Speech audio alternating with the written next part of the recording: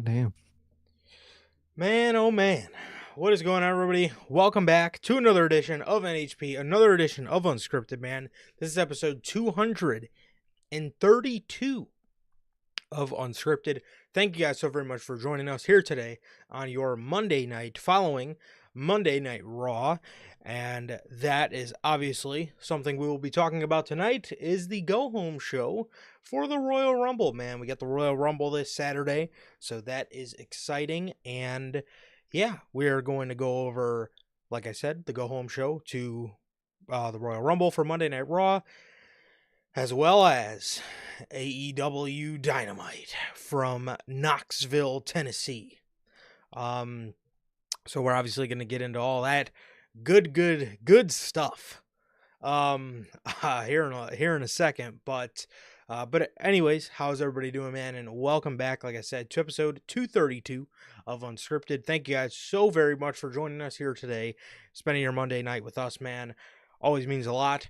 If this is your first time watching and you guys do not know how the show works, every Monday we are on here after Monday Night Raw with NHP Unscripted, and every Friday at 4 p.m. Central with the news, man. If you guys did miss this past Friday's edition of the news, Britt Baker done with AEW, question mark. A lot of speculation around what is next for Britt Baker in AEW following reports of Tony Khan putting her on ice and being done with her, as well as Saturday Night Main Event predictions and Ricky Starks getting his merch pulled from Shop AEW. A bunch of great stories, a bunch of great stuff we covered there on that episode.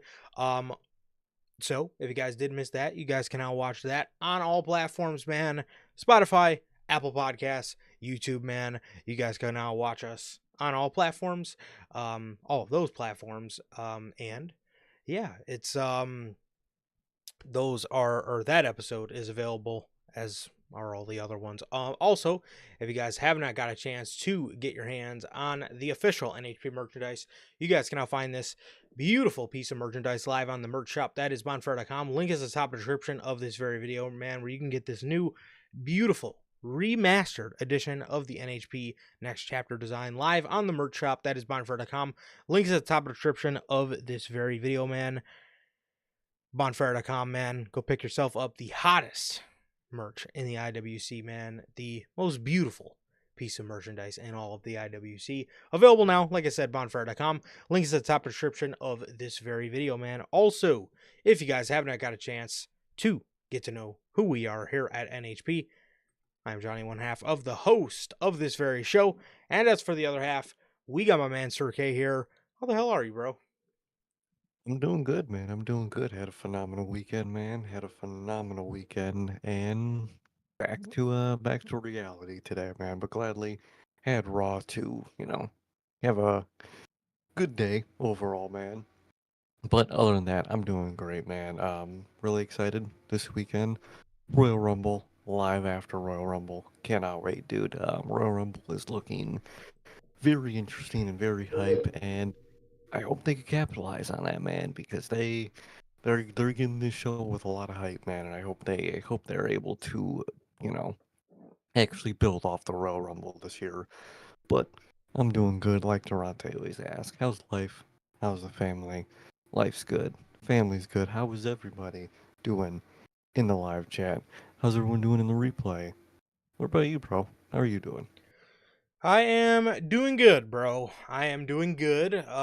Yeah, same as you. Enjoyed my weekend, bro. Enjoyed my weekend, and now going into another big weekend with the Hmm. Royal Rumble, man. So I'm excited for the Rumble. As always, man, one of my favorite pay-per-views to watch, one of my favorite match concepts, obviously. I think a lot of people share that opinion. Oh, But yes, obviously, huge weekend to be a wrestling fan, man. This is the uh traditionally the kickoff to what usually is our Super Bowl season or our playoffs as wrestling fans, that being mhm. WrestleMania season. So excited for that and excited for the Royal Rumble, man. Obviously this year, we talked about how much hype they have going into the Royal Rumble with all these names. There's a bunch of huge names confirmed for the Royal Rumble, so it's looking huge this year, and I am Obviously very excited for that. I'm obviously very excited for that, man. And yeah, so from one huge weekend to another, yeah, that was basically that, man. Oh, as Durante always asks, I'm good. Family's good. What about you, Durante? Logan, Bell, how's everybody doing, man? Thank you guys for joining us as always. My man Lonnie. My man Lonnie is here, man. He's wishing JD McDonough the best after his spot Oh man, tonight, which looked fucking rough, man. that Jesus. was yeah, that was a real bad one, man. I really hope the best for him, man, because that really sucks. I hope he's okay. Yeah. Yeah, thankfully we haven't heard anything yet. So hopefully he's all good. But yeah, that was not a good looking spot. He No. he did like a springboard moonsault and completely bounced his head off the announce table and basically crucified himself across the announce table, and yikes, did that look rough, man. JD McDonough, I'm telling you, man, he's that guy, and he's been that guy in the Judgment Day that always always finds himself taking the harshest bumps, man, and he Mhm. gets little to no appreciation from a lot of people. And I think people should appreciate how great JD McDonough is, because yes, he is very, very good, man. And out of all the people that, sometimes get treated like a goof in the Judgment Day, a lot of 9 times out of 10 it's him. And we've said this before, but I completely disagree with that, man. Mhm. I want to see JD McDonough be used huge. So yeah, um to see him, um to see the disrespect around his name is very disheartening. Oh, it always is, dude. He's really fucking great, man, and I hope he gets the recognition he deserves. Definitely. Let me. I think uh, I think I saw a post talking about that. Oh wow. I think like a fan saw it.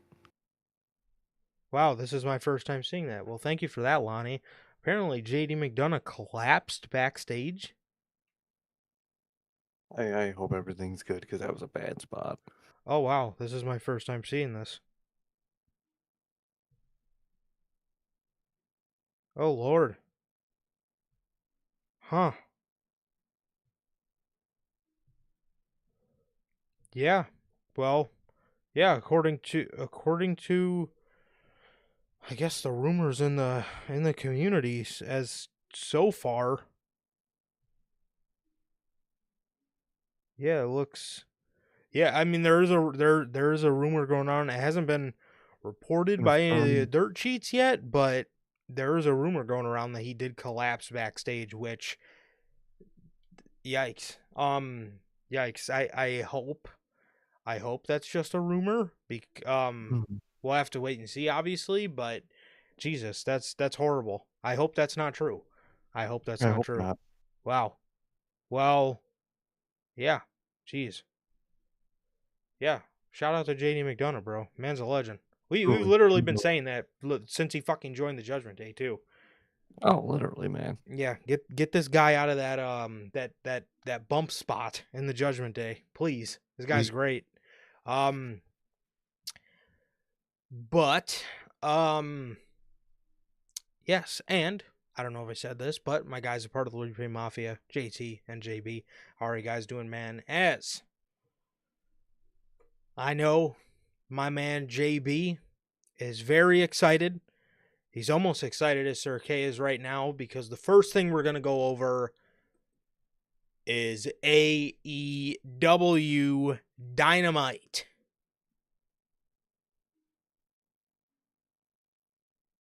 What do you say, man? What do you say with Dynamite besides, like, just shrug your shoulders, man? It's just, that's all you can do with this show at this point. Yeah, yeah, that sounds about right. That definitely sounds about right, man. Dynamite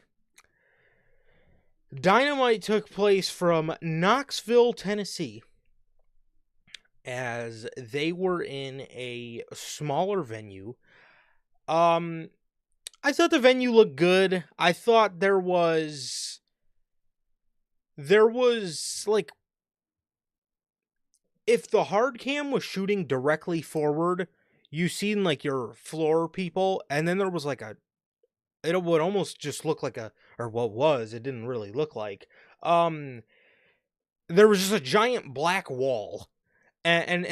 it added for a bad aesthetic. But when they got the shot of kind of like behind the announce desk and whatnot and up on the balcony level, it did look good. But that hard cam shot where it just looks straight down the barrel, towards, just at the ring and, facing the ringside or yeah, the ringside area and stuff, that kind of looked a bit odd. But otherwise, I like the smaller venue. And again, we say this every time, it sucks that AEW had to downsize, their sizing of venues, but it is something that does overall add to a better aesthetic for the show. So I thought it looked good, minus, like I said, just the giant black wall that kind of made kind of looked weird during a couple shots, but other than that, they got to do what they got to do, man.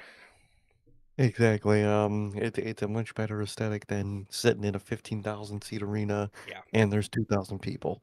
So sacrifices got to be made at this point. It should be Tony Khan, but at this point, it's going to be the size of the arena, and it overall does look better than it was at when they were in those big arenas with no fans. Yes. The show opens up with the Kenny Omega and Will Ospreay face to face. Will is in the ring. He calls out Omega, who comes out to battle cry, which I thought was a Mhm. nice touch. I seen a lot of fans saying that, his Final Fantasy-esque song is his song for matches, and Battle Cry is his song for promos and segments. I don't know how true that is. Oh, we will obviously have to wait and see next time Omega has a match. I would much rather him use Battle Cry personally, man. Um, but yeah, I mean, what do you think, man?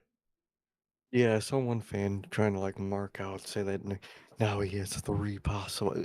The one I saw was it was a similar idea, I guess, that this fan had, but I don't know. The AEW fans are weird. And he was like, "Okay, well, he's got Battle Cry for Dynamite. He's got the Final Fantasy one for pay-per-views. Then he's got his New Japan one for any Forbidden Door type show." And I'm like, just just stick to a theme song. Just use Battle Cry. I like Battle Cry a lot better. I don't care for the Final Fantasy song. I think it's not a great wrestling theme song. I like Battle Cry personally, and I think that fits them much better. So I like Battle Cry, but who knows? I could totally see that being like a Tony Khan thing where it's multiple songs for different occasions or whatever. So we'll see as time goes on. Yeah. So, um, yeah, like I said, maybe some of you guys feel, different about it. Maybe you guys like the Final Fantasy song. Personally, I don't really care for it.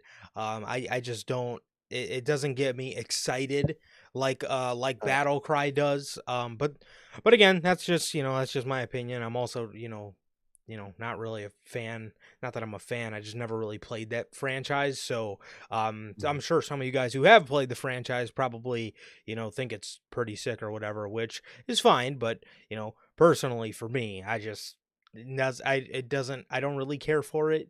I don't really care for it too much. But yeah, I mean, obviously a concept like that could work. He does do that with Brian Danielson with Final Countdown and Born for Greatness, but I like both of those songs, so I think, I think that's okay. But again, this is also coming from somebody who cares for both of Brian's songs. I Yeah. just really like Battle Cry. I didn't see a point to change it. I get you probably wanted something fresh, but still I didn't see a point in changing it. But anyways, Will Ospreay, like I said, calls Omega out there, and he's standing in the ring with Tony Schiavone. And he tells Kenny, I can't remember the last time we were in a ring together and did not throw fists. He says, I'm not the same man you were when. He says, I'm not the same. Oh, he tells Kenny, I'm not the same man I was when you left. I'm not with the Don Callis family anymore, and I've been fighting them so much. He tells Kenny he picked a horrible time to come back because Moxley has the championship hostage, and I've been trying to go fight that battle, but I can't get the Don Callis family off my back. He asks Kenny to fight the battle with him because he can no longer do it by himself. Omega tells Osprey, you said you can't remember the last time we were in a ring together? Well, I do. Okay, quick pause. That's not what Will said. Will said he can't remember the last time they were in the ring together and didn't fight each other. But Yeah, that's I digress. okay. But so Kenny says, you said you can't remember the last time we were in a ring together. Well, I do. It was Forbidden Door, and you dumped me on my neck and put a screwdriver to my head. So as far as I'm concerned, you are no better than Don and the Don Callis family. Don Callis comes out, and as well as the Don Callis family. Kenny Omega and Will Ospreay then brawl with the entire family through the backstage area. They go over by the merch table, and they were putting each other through the shoot merch table. You know, It's usually like when WWE does those kind of things, they put up that fake merch table. I mean, no wonder why. No wonder they can't sell any fucking merchandise at the shows. They're putting each other through the shoot merch table. it's like, homie, first of all, why are they actually using breakaway tables for their fucking usually I think you would use like those white foldable tables, I would think, for a merch table like that, not the fucking actual wood breakaway fucking tables. And the brawl was okay, but it's so obvious that they like told the fans to like get the fuck out of the way because the background was just a concrete wall, no fans. And then just the camera work was really bad in those moments. I think there was a moment where I think it was Brian Cage might have been sliding like Kenny or Will Ospreay over the couple tables, and as soon as he started to do it, the camera cut away from that, and then it cut back and it was just over. And I was just like, "Holy shit! Can I see what's happening?" Like, overall it was fine, but man, that camera work needed some work. Yes, and you know, there was another instance too that we're going to get to in this same segment. You know, I was Hmm. watching a couple months ago, man. I was watching a Talk Is Jericho, and it was the anatomy of global head of global TV production or whatever. It was the Talk Is Jericho episode with Mike Manzuri, Hmm. and there are things Mike does that are great, that there is, but what really stood out to me during that whole entire interview with him was the fact that he was talking about how, so far in AEW, he hasn't, he kind of just, he doesn't have to do much. He kind of just sits there and directs. Dude, how by now have you not put your foot down to some of the just blaring fuck ups your production team does? I mean, do you not get on these guys for cutting away and just choosing the most awful of camera shots? Like, dude, and again, it's not always like that, man, but when they fuck up something big, I mean, Noticeable. yeah, it's very, very noticeable, man, because there was a spot also in this brawl where Kenny Omega climbs a scaffolding and Will Ospreay runs up this wall, and they hit double backflips onto the Don Callis family. They were shooting Will Ospreay so hard, nobody even took a thought to say, maybe let's shoot this from a different angle so we can get a nice angle of both guys jumping. The shot that we got was, it was focused dead set on Will Ospreay, and in the bottom left corner of your screen, you just see Omega just kind of just Flop. right out of It- shot. So it's- it And obviously you hear the crowd pop huge, but Will Ospreay didn't move yet. So, it's again, it's very noticeable. Oh shit. We just missed Kenny Omega, one of two guys, jumping and doing this huge spot, man. So, um, yeah, but the brawl itself, there was the part where they were by the merge table where I thought it kind of just drug on way too long. It's like they're building up this, spot to put Lance Archer through the announce table, and it's just kind of like, dude, no, nobody really cares to see Lance Archer, get his comeuppance that bad to the point where you gotta build this up through just 5 steady minutes of these guys just having the longest brawl ever by the merch table. Then once we got back out into the crowd and they, did their spots where they jumped off the scaffoldings and whatnot, I thought it made it a lot better for sure. Kenny Omega and Will Ospreay then climb said scaffolding. Kenny Omega says, I know I came out here looking for an apology, but I apologize to you, Will, for not trusting you the whole time. He then challenges Kyle Fletcher and Konosuke Takeshita for a tag match against both of them for AEW Grand Slam. And Omega says, hey, it's been a while. How about we... And then they fucking play his music.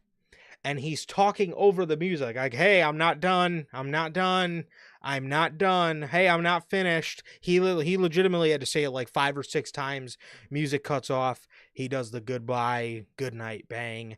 And that was that. So that was this segment. It was, like I said, it was a good segment, man. There was just that middle part in the brawl that kind of was just like a little dragging on for me.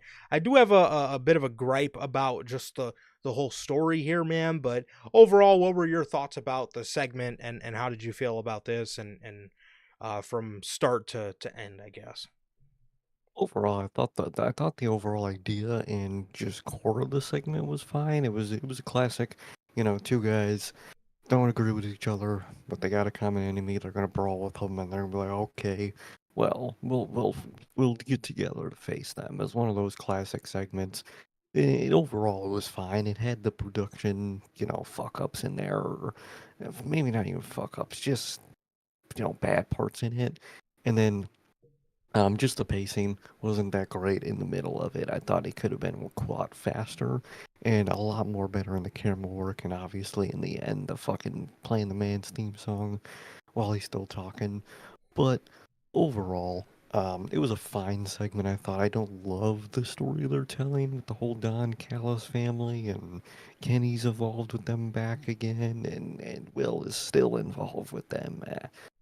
I would have took Kenny in a much different direction, but I mean it's fine for what it is. It's building up to Grand Slam. It's not like Tony Khan cares about it. It's probably got a fucking 12, 24 hour tape delay, whatever it is, and we don't even know yet what it is because they still haven't told us, man. But overall, I thought the segment was fine. It had its little moments of uncertainty, you could say, but overall I liked it. I did really like the end, that end shot of them standing there or sitting there in a way on the scaffolding. I thought that was really cool.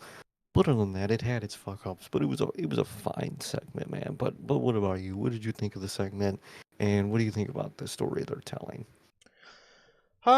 This see the story they're telling, obviously is there the, just huge logic gap of, is Omega gonna remember that the elite, kind of did him dirty and, tried to, put the storyline, sent this man to um diverticulitis surgery. Obviously that's there and that's always going to be there. But if I'm looking at this from with tunnel vision of, just thinking about, what they're trying to tell now, it's not a bad story. It's not a bad Oh, story by any means. What I think this story kind of suffered from was the old OG bloodline reunion type of thing to it, except the OG bloodline was sort of a couple week long thing, but this was more of kind of just a segment long. Well, okay, basically what I'm talking about is the night Sami Zayn got back with the OG bloodline. Sami, in the beginning of the show, was basically told by Roman Reigns to fuck off. We don't need you. You're not family. By the end of the show, he's throwing up the ones with him. So it's like, I just wish, and it very well could have worked. You do have time before Grand Slam. I would have liked, and same case with the whole Sami Zayn segment where they were all throwing up the ones. I just would have liked if it was a week or 2 weeks, ahead.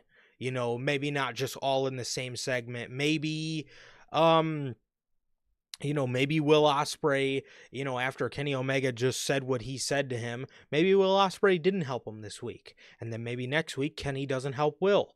And then, the next week, then, they finally, come together. But it just felt like one of the things where they tried to put 2 or 3 weeks worth of what could have been good television into one segment, which again is something we complained about with it's something that we complained about with the Sami Zayn segment. It's just like what you did here was squeeze like 3 weeks or 2 or 3 weeks of what could have been really, really good and intriguing television into one night. Or in Kenny and Will's case, one segment. And, it just felt they could have slow burned it a little bit more, maybe put it in the crock pot just a little bit longer, man. But yeah, that's that, us critiquing the bloodline story for as tribalistic Fed marks that we are, Oh yeah, I'm such a tribalistic fan, Mark, man. Yeah. I almost said that War Games was the story in the War Games was almost really bad until they saved it. But I'm a Fed Mark. Yeah. Yeah, there it is. Good old fans. He finally admits it. Oh yeah, Fed Mark. Pac. We get a Pac vignette. We're getting a vignette as if this guy is just debuting in the company. They are giving him a vignette because they know that Cope goes over at the end of the night. Always does. When doesn't he? After this directly cuts to a Jon Moxley promo. He says Cope fell asleep in 2011 and woke up in 2025 in a world he does not understand, where the monsters are bigger, faster, and stronger. He says the next time he goes to a doctor, it will be worst case scenario because his neck is hanging on by a thread and because the Death Riders are building a future. Are you? Man, all these people you're attacking, if you want a future, if you want AEW's future, there's only one man you gotta attack and take out the equation. Yeah. Yeah, if you were building a future, then Jon Moxley would have went after somebody else, man. Or Jon Moxley would have made the rumors true about Moxley booking his own story, which clearly Jon Moxley is not booking his own story, because I think it would be a hell of a lot better than this shit if Jon Moxley was booking his own story. Yeah, fucking can't wait for Friday with all this AEW booking related news, man. Classic, who does that sound like? Cause boy, oh boy, is this a fight doing it again. Finding someone or something, but there's not even a name this time they're blaming. They're just blaming a thing. And Tony Khan's coming in to save the day. Even though we'll get to it on Friday, man. We will get to that shit on fucking Friday, because I can't wait. Yeah. Yeah, so that was that, man. That was that. I like the first part of the promo, the whole he fell asleep in 2011 and he woke up in a world he doesn't understand. I like all that part. It was just very cool wordplay, I thought. And, Moxley's obviously never going to disappoint on the mic, no matter how bad his creative is, which we all know how bad his creative currently is. He's never going to disappoint on the mic. Even when I hated this man so much as Dean Ambrose. If I could say anything about Good for him, him. he doesn't disappoint on the mic. So Exactly. He could always do work. Even when he was horrible as Dean Ambrose, he was still grinding it out. He was good on the mic. It was just they didn't know how to book him. And Tony Khan's getting there. he did so good. He did so good with John Moxley for the better part of 4 years, maybe. Yep. And now, And even in the beginning of the Death Rider stuff, it was intriguing television. oh, it was insanely intriguing. And then Tony Khan was like, "Wait, they're gonna think Shane McMahon runs things. That can't happen." So, Yeah. John Moxley and Death Riders were the sacrifice. Yes, they were. They them is low. You can't forget the Elite, bro. You cannot Oh forget the yeah, Elite. They fell they were all victim to the Tony Khan insecurity as well. So they did. They actually also did. So good lord. yes, they did. Yeah, good God. Um, but yeah. So that was that, man. And next up, the tag title match. Okay, let's stop right there. You know what's okay? You texted it in the group chat as where you thought this match should have been placed. I'll let you go ahead here.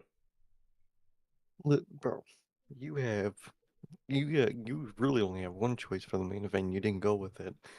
You decide to put in the main event an I'm sorry, a cope match, and you also had a AEW tag team title match on your show where, spoiler alert here, but we all know what happened anyway, where a title changed hands, and you decide to put the Adam Copeland match as the main event, but not the tag match that has a changing of hands. Uh, That ain't favoritism. I don't know what is. Yeah. Um bad move on Tony Khan's part, bro. This match, and here's the thing with this match. Was it, somewhat of a burial? Yes. But Mm-hmm. it was fucking more entertaining than the same when I tell you the No. same dynamite ending every week of the Death Riders jumping somebody, or the Death Riders are jumping somebody and then they get chased off. It's one of the two. They either Mm-hmm. win the jumping or they run away from the jumping. It's like, I mean, what the fuck?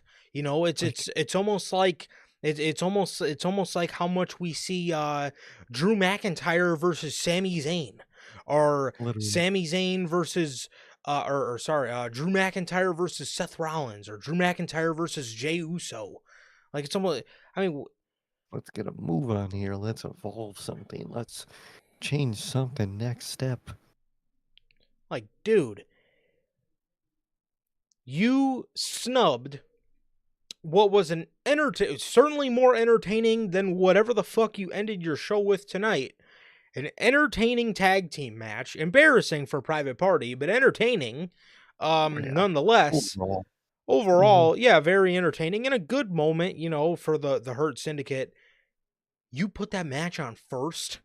You put that match on first, and you end with Copeland versus Pac. I mean, come on, dude. I mean, are you not? I mean, we are. I mean, we know the answer, but are you not listening to people, bro? Nobody wants to see the Death Riders. So what are you No, going? What are you going to do? You have them main event the show with the same fucking thing they main event with every single week. Like I said, they either jump somebody or they're jumping somebody, and then someone comes out for the save, and they all run away. it's like, dude, just don't put it in the main event if it's gonna be the same thing. I don't understand, Tony. I don't get it. Poor Private Party. Mm-hmm. They're coming out to their new theme song they got last year, the one, where they come out flexing. They come out to that song, and I swear to you, bro, these guys get to the steel steps and they fucking change the theme song to Shots. in the moment, full intro in it. They don't even cut it, so it's like just into no full intro in everything.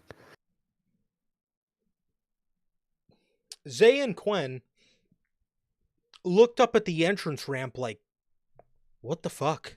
And then quickly they obviously had to play it off and start doing the shots or whatever. And again, how was this the guy that was going to take Kevin Dunn's spot and be WWE's head of fucking global production? How are you making mistakes like that? You're playing a theme song that they haven't fucking used since November? It's been 2 months and you're playing that, and then you just cut it? Just cut to the other song? Just a cold cut to the next fucking song in the Whole middle of track, their entrance? middle of it, play the whole intro again, whole everything. Just fucking, you just hit the play button. Just said, oh shit. How does this happen? What is going on in that production truck, dude? I don't know. I have no idea at this point, dude. The Hurt Syndicate, they absolutely dominated these guys, man. They dominated these dudes, bro. I mean, this was about as close to a burial as you can get, man. They were on the outside. Shelton throws Isaiah at Bobby Lashley, and Bobby Lashley puts him up for a choke slam through the table.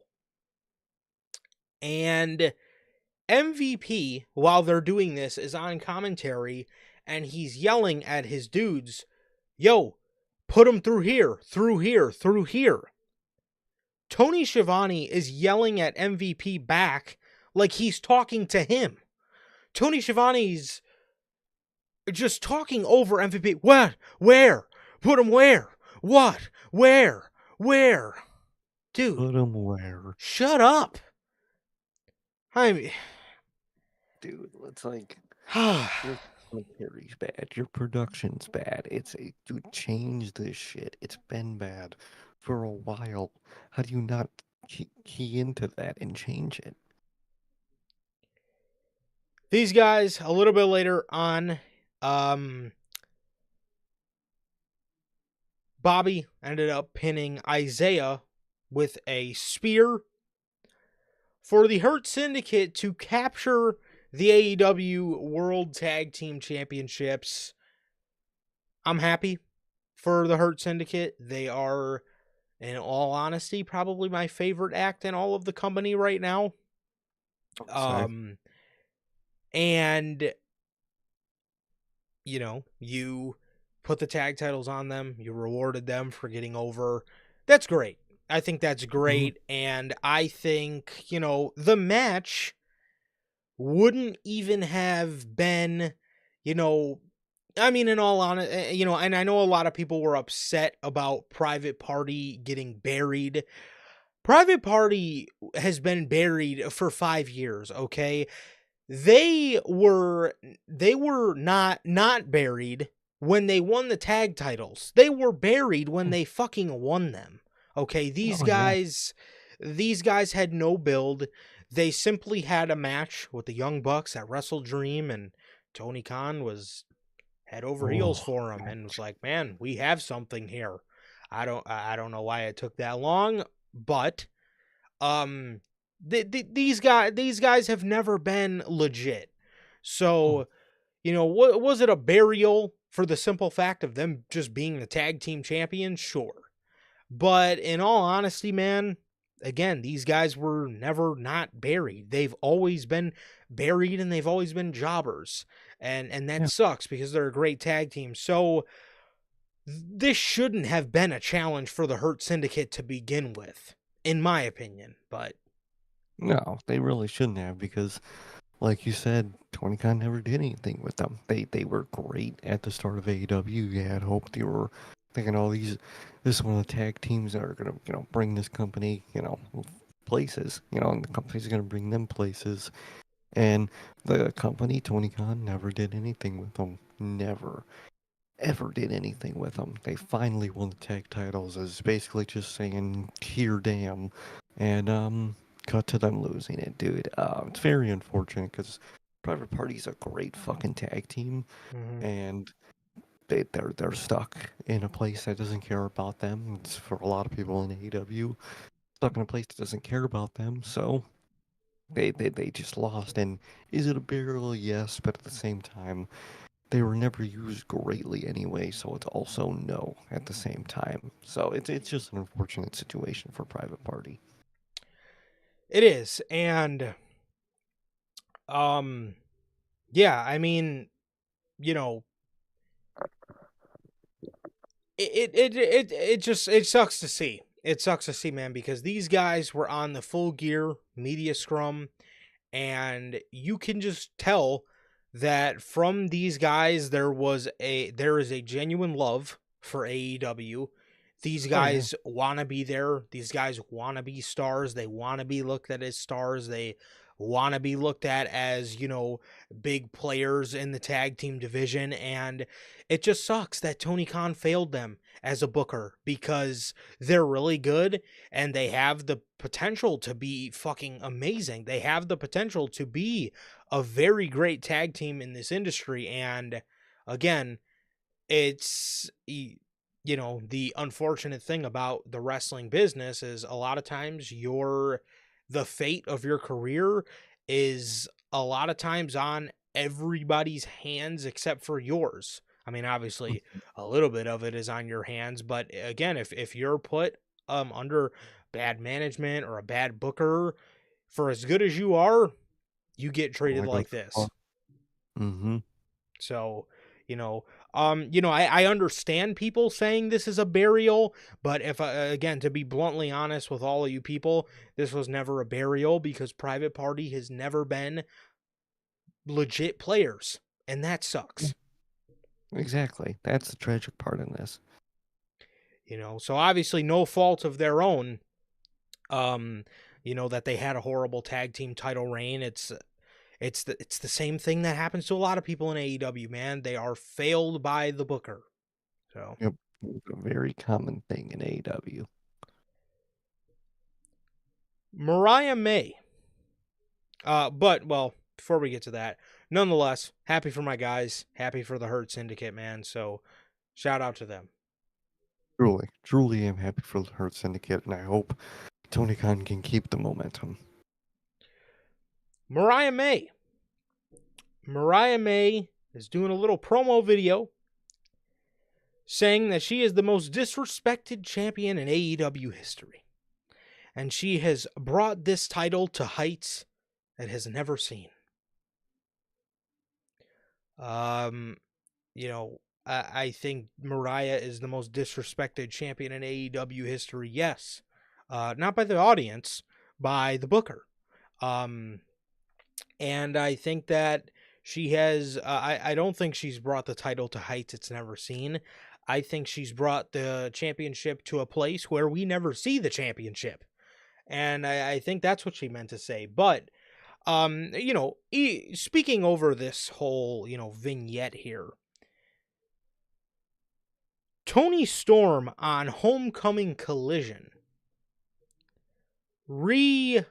re-transformed into timeless Tony Storm. She revealed that the hardest role you will ever play is yourself, and she smeared the makeup on her face and she took off the rookie OG Tony Storm, you know, clothing and Mhm. whatnot, and it was a fucking fantastic segment.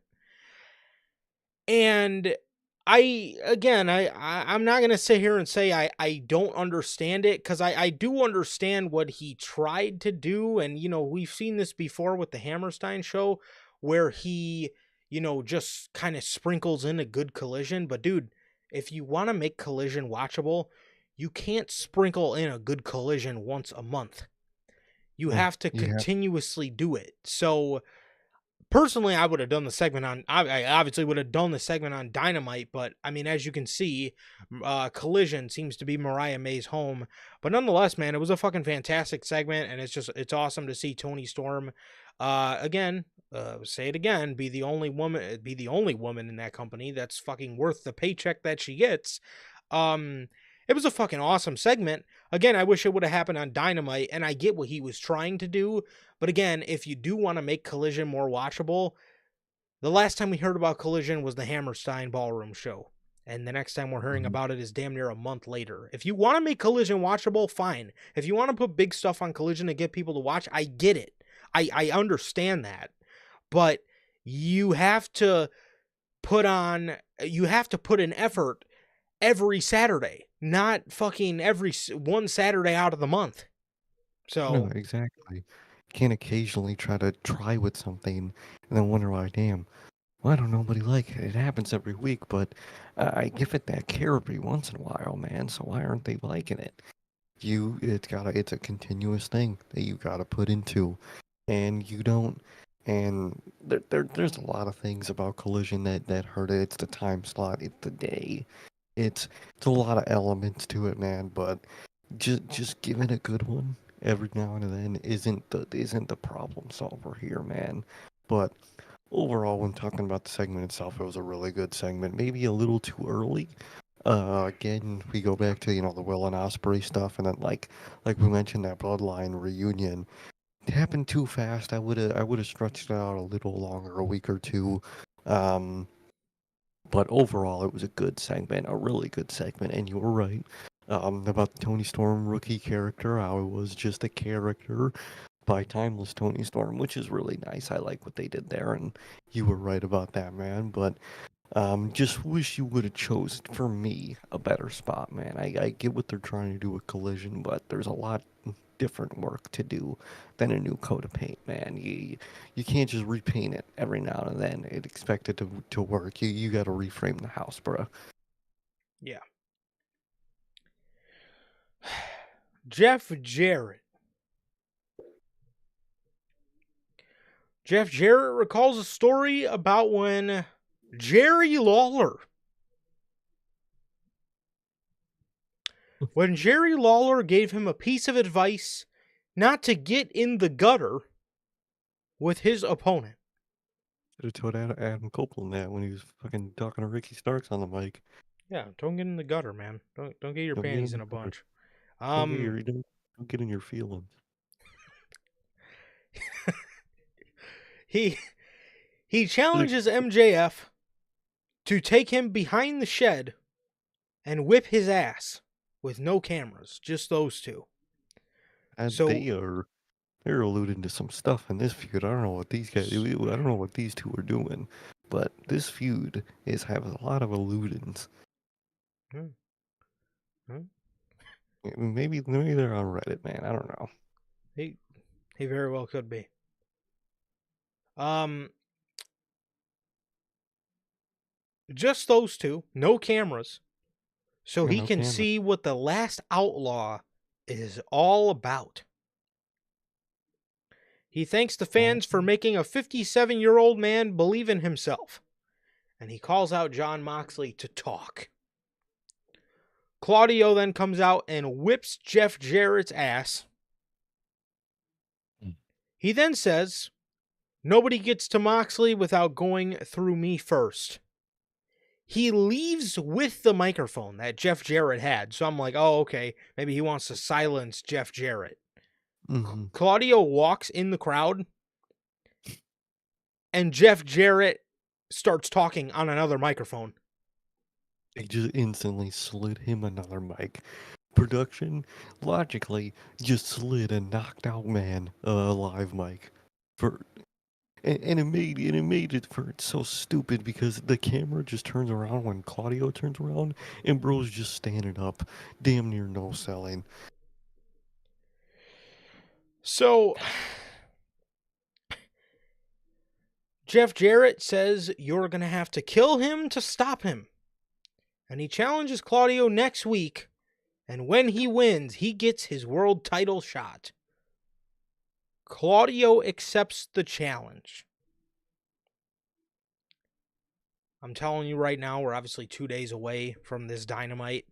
There's if there is a will and if there is a fucking way that you are gonna have Jeff Jarrett pin Claudio, who, for as bad as the Death Riders are, they book Claudio very strong. They do. Okay, if you look at the way they book Claudio versus the way they book Wheeler Yuta, Claudio is a monster. Okay, he is, what does he call himself? John Moxley's embassy? Yeah, he's the embassy of the Death Riders, or John Moxley's embassy. That's hard. That was actually a hard line by commentary. Got to give him that one. Yeah, it was. You, you, if you cannot fucking have Claudio get pinned by Jeff Jarrett. You already had Pac take a pin from Mr. Copeland tonight. You have Wheeler Yuta look like an idiot on a week-to-week basis. John Moxley, Mm. I don't Did even. you peep? Did you Uh-huh. peep Yuta's hair in the fucking John Moxley segment? Bro, look like a fucking emo Yeah, Zac Efron. I think he forgot his brush. I think you forgot fucking to see. These bros are looking at his hair the whole promo. What the fuck? But it's just, dude, why? Oh man, I don't know. This Jeff Jarrett story. This is just clearly something, man, that Tony Khan, believes in, and he wants to hang on to, and he Mm. and out of everybody to try to tell this, fight from behind, underdog story, it's Jeff Jarrett. F. Jared. I don't know. I guess Tony Khan might have been a fan of him at some point in his career, probably at WCW. I'm sure that But was the case. Yeah. I'm sure that's very much the case, man. But dude, you know the history with Jeff Jarrett, and he's not. And that's the thing, he's not even bad on AEW television. I didn't like him when he first came in, and for a while after that. But ever since like the whole Daniel Bryan, or my bad, Bryan Danielson stuff and all that, he's been all right on TV. He has. But in this role, it's not all right. It's not. That's the thing too. The whole, when he was, mentoring, not mentoring, but when I remember that segment where he gave Brian that piece of advice to, either go all in or retire. I thought it was great. Then the stuff with Hangman, the stuff he was telling Adam Page, the stuff he was telling Adam Page was, it was good stuff. It was good it Yeah, was for good. sure. That was at that point in Hangman's career, it was good stuff for his character to hear. That he It was was. bitter and that, he's his own worst enemy and all that stuff. It was good. Is that what I would have had Adam Page doing coming out of All Out? No, No. but at the end of the day, it made sense for a guy like Jeff Jarrett, who is a veteran, to tell Adam Page that kind of stuff because Jarrett has been through it in his career, right? And that's the story they told. Again, is that what I would have had Page do coming out of All Out when he was white hot after fucking stabbing Swerve with a needle and dumping him on a cinder block? No. I if something like that, if something that drastic happened in somebody's career, to the point where, again, you just look like the baddest motherfucker on the roster, I can tell you Jeff Jarrett is at the bottom of my list for what I'm going to book you to do next. Coming out of just how great he looked coming out of All Out. But regardless, you put him against, again, you're putting him in this whole world title picture. We're obviously going to be getting an MJF and Jeff Jarrett match, Because and you're we putting, know, man, you're putting we him all know. against Claudio. Yep. We all know how this Claudio match is gonna go. Claudio's gonna be winning. Max is gonna come in, screw, in a way, screw them both over. I mean, it's just like he's gonna screw Claudio, probably, just for fucking Jeff Jarrett to get the title match to screw Jeff Jarrett. and it sparks that match. And Claudio is just fucking collateral damage, or even worse, Jeff Jarrett just straight up wins for some ungodly reason. I don't know which one is worse. And it's just in a really bad position, man. It really is. So bad. It is in a good lord, it is in a horrible state. Um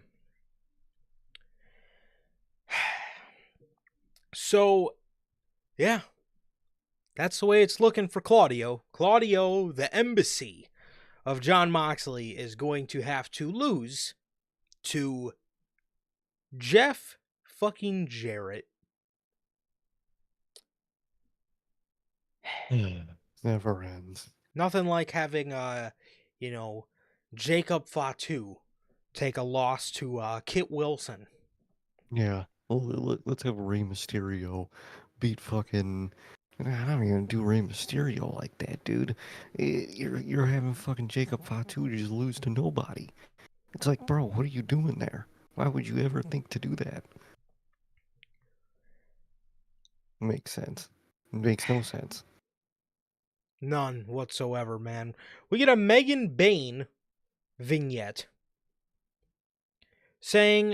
they're saying she is going to be a potential threat to Potential threat. anyone in AEW whenever Tony Khan decides to put her on television. Whenever he cares to give her a call that most people don't even get. Whenever Tony Khan decides to remember Megan Bain, she's going to be a potential threat to anyone Exactly. here in AEW. She's not thrown in the ROH wilderness to fend for herself. It's worst part is that's probably the best case scenario is ROH for her, and that's not even a good thing. Yeah. Swerve Strickland versus my boy, the one and only AR Fox. AR Fox is This match just made me sad. oh, it made me so fucking sad. That's all this Like, bro, accomplished. literally. AR Fox should have never been split up from Swerve. And yes, I'm fucking still on that. Oh, I'm still on that shit. That was such a bullshit reason to split that up for backstage political reasons. He should still be with them, going crazy. Swerve and AR Fox were such a good fucking pairing. They were They were. such a good pairing.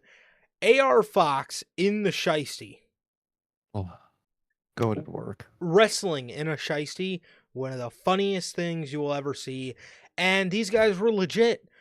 God, do we all remember when they went to the Wayne Academy and they beat the fucking piss out of 18-year-old Nick Wayne in his own wrestling, in his garage? Broke the fucking picture of his passed away dad over his head, beat him up, laid him out in that same spot where he found out about his death. Homie, that was some crazy work. I got a shiesty sitting right here on my desk next to me because of AR Fox. And they I got a discount shiesty. I don't know if that's the one AR Fox was wearing. No, it's completely different, but same concept. AR Fox, oh god, yeah, like Sir K said, this match just made me feel so sad. Oh, it really did. What made it a little better was Swerve Strickland was rocking once again the Chromacopia gear, so Goated. that was nice. Ricochet comes out there to stab Swerve again, but he ends up chasing away Prince Nana. He hits a house call and a Swerve stomp on AR Fox. Swerve then helps AR Fox up, and they hug, and off AR Fox goes into the sunset to never be seen or heard from again. To not be called by Tony Khan for about another year. I could be wrong. I legit don't think we've seen him on television since after they turned on him. On I Dynamite, at don't. least. I genuinely don't think he was on television after that. Maybe like a one Dynamite match thing, where it was just a match or something. But other than that, not at all. Yeah. Poor AR Fox, bro. This man got punished. Justice for AR Fox, please. This man got punished for something AEW should have figured out on their fucking own. Ricochet then, after the match, is up on the Titantron. He says everyone is going to listen to him next week. After Swerve bullied me out of the building last week, this may be Swerve's house, but rent is due, and there's a new landlord, as he's holding scissors to Prince Nana's neck. All right, we're going to have to all bear witness to a Ricochet promo next week. Save Yay. our souls. Chris Jericho gets mad at Big Bill for losing the 12-man tag on Collision Max Carnage because of Powerhouse Hobbs. Big Bill then snaps into it, I guess, into the lessons from the learning tree. And he challenges Powerhouse Hobbs for a match on Saturday Collision, and Hobbs accepts.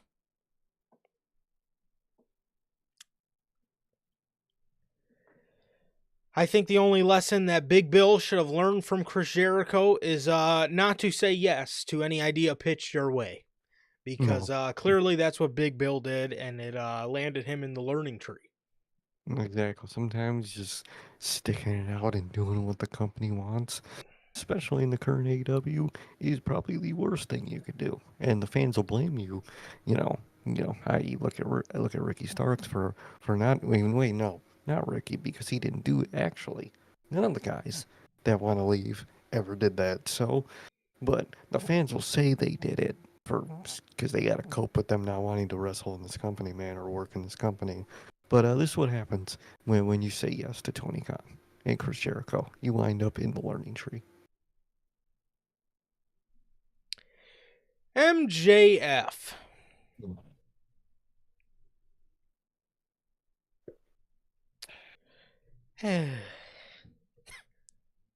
MJF comes out here for a promo.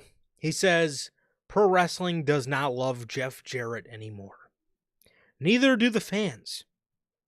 He says the fact he thinks he can win the world title in 2025 means he's more delusional and senile than he looks.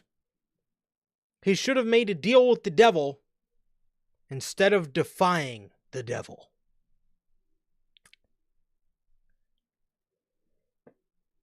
So, I got a question, MJF. Where's the devil?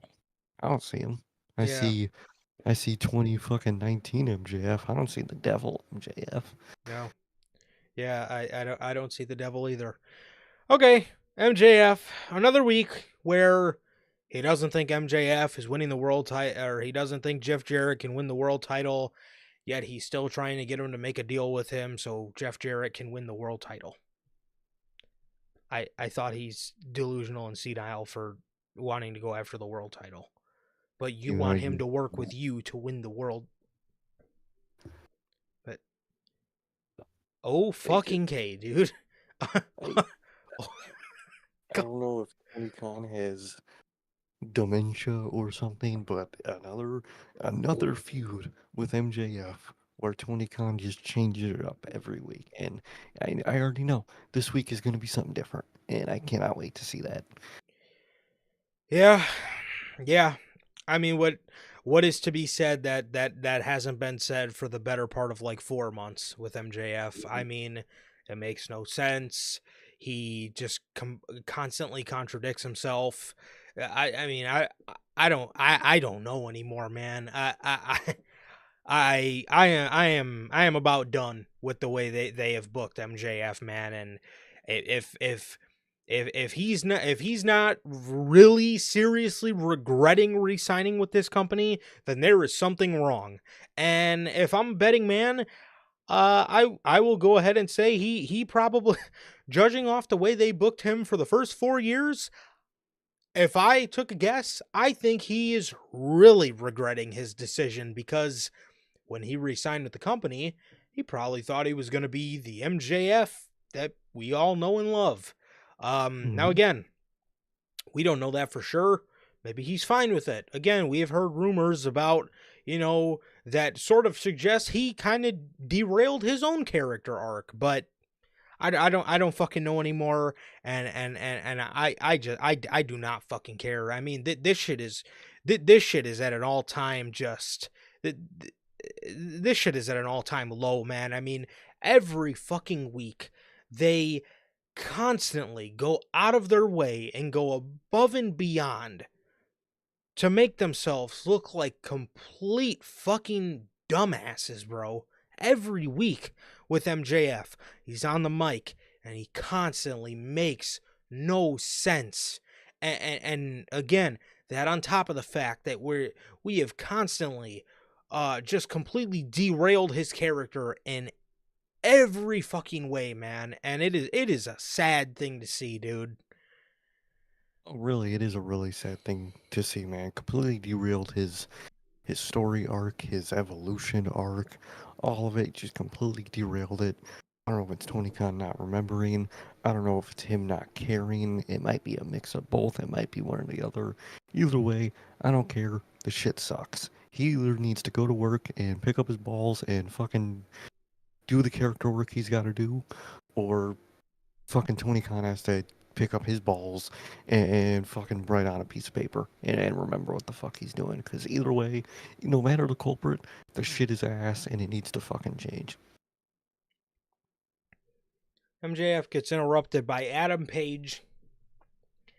Adam Page comes out here for a squash match.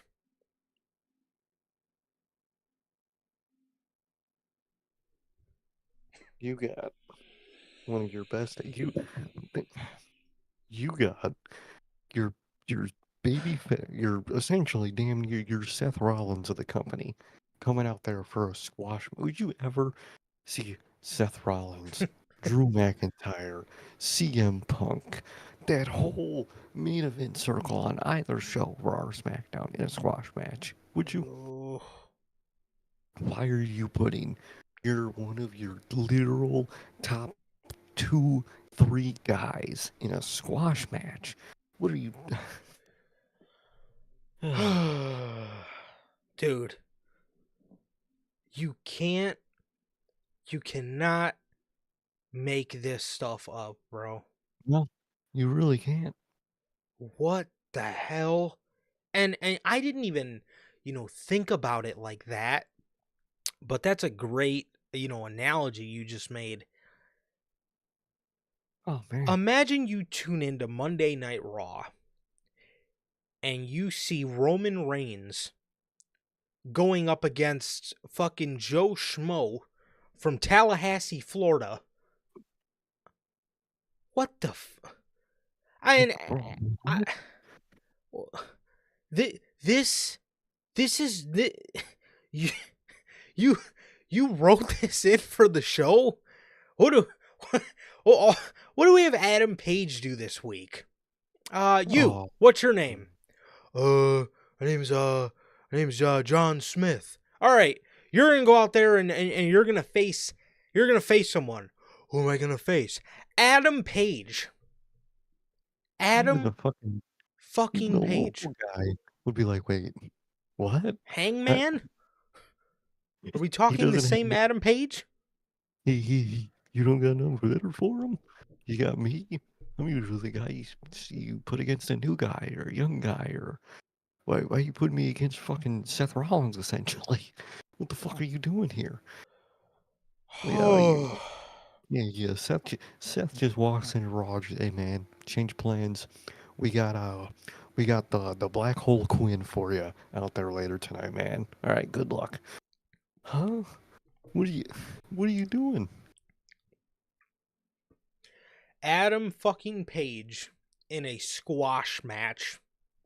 You are fucking lying to me right now.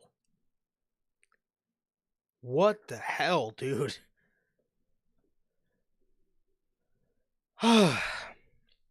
He's in the ring with this guy for about an astonishing 15 seconds. He hits him with a lariat, and he beats him. How just ridiculous was that? This guy should be fighting the upper echelon of talent right now. Who even is Adam Page feuding with right now? I don't think technically anybody. That's the worst part. He's just a fucking stranded cowboy looking for his next fucking outlaw. Bro's just bro's playing Red Dead, but he took a break from the story to just fucking free roam for a couple hours and just fucking chill out. That's what he's having. Adam Cole. Well, yeah, he's always another problem for Tony Khan. But Adam Page, he's having Adam Page just free roam, exploring the fucking map for no reason, instead of fucking playing the goddamn story. That's what he's fucking doing. Well, the way things are going now, I think. Speaking of Adam Cole, the way things are going now, I think Adam Cole's. I don't think we're gonna have to worry about him for a while because. It doesn't exude to me that Tony Khan really gives a shit about him anymore. We haven't seen him in weeks. Yeah, I think it was on Collision. Oh I think there was, yay! he had a little thing on Collision, Oh wow! where it was him and it was the Undisputed in a little backstage like segment. I might have watched it or I might have seen a part of it. It didn't look bad, to be honest. He looked like it looked like Adam Cole was actually enjoying himself for once, which was nice because he's got his friends back. But I think he's going to be a Collision cowboy for a while. So that's basically purgatory. Well, sayonara to his career. Um, Adam Page, dude, he walks up the ramp, and Christopher Daniels comes out. And honestly, you guys, surprisingly, this is one of the best parts about the fucking show. And this is all Yeah. thanks to Adam Page, the guy who just got done wrestling a 15-second squash match against a local talent. Christopher Daniels comes out. He says after their match and the last buckshot I took, my doctors have advised me never to wrestle again. He says he realized every time I tried to be he realized every time he tried to be Hangman's friend, it was like he was pouring gasoline on a fire. And he wanted and he wanted to tell Hangman he's done. And he told Hangman, I hope you can be happy now. After he said, my doctors advised me to never wrestle again, when Hangman kind of just blurted out, like, what? That, mixed with just how distraught Adam Page looked, the man deserves an Oscar. And he is way too good for this fucking company. Can you imagine him in that circle on Raw, dude? I think you mentioned it later that night when we were just like talking, hanging out, and you mentioned that like him in that like Drew McIntyre and Seth Rollins character. Yes. Oh He's man, that kind of character.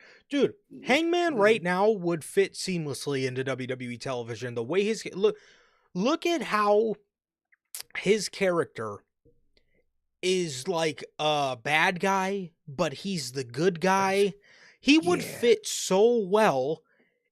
I mean, I can literally, I can stare out into the distance and I can envision him having promos with Cody and with Roman and the guys that are the bad guys of WWE that the people love. And I can just see him just also being bitter with guys like McIntyre and guys like Rollins and Mhm. Owens, but similar to the way, kind of Seth acts with Drew is, that they are, have very similar mindsets, but they hate each other. Oh yeah, He just fits so well into that crop of guys that are, because I mean that's what he is in AEW, but there's a lot of guys like that, and there are guys that are presented better in WWE with that kind of character. Like I said, exactly.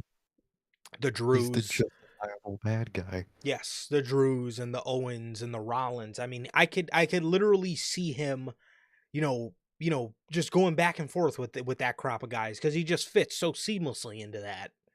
He does. He's so he would slot right in to that show fucking seamlessly, and his acting is incredible.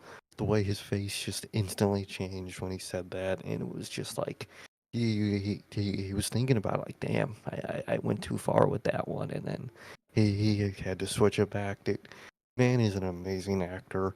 He is an amazing character, man, and he's stuck to fucking squash matches. For the love of God. Harley Cameron is in the back singing to Mercedes Moné.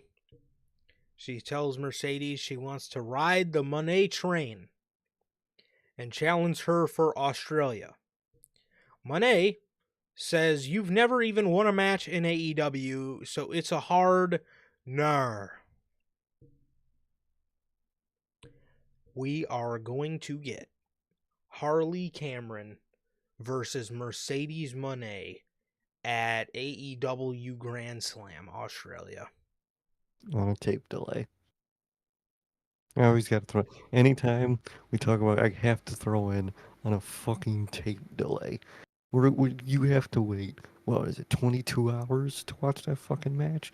You have to wait and get it spoiled to you. This match for 22 hours. Good lord. This is the kind of shit we have to wait 21 hours for. 21 hours. There it goes. Harley Cameron versus Mercedes Moné.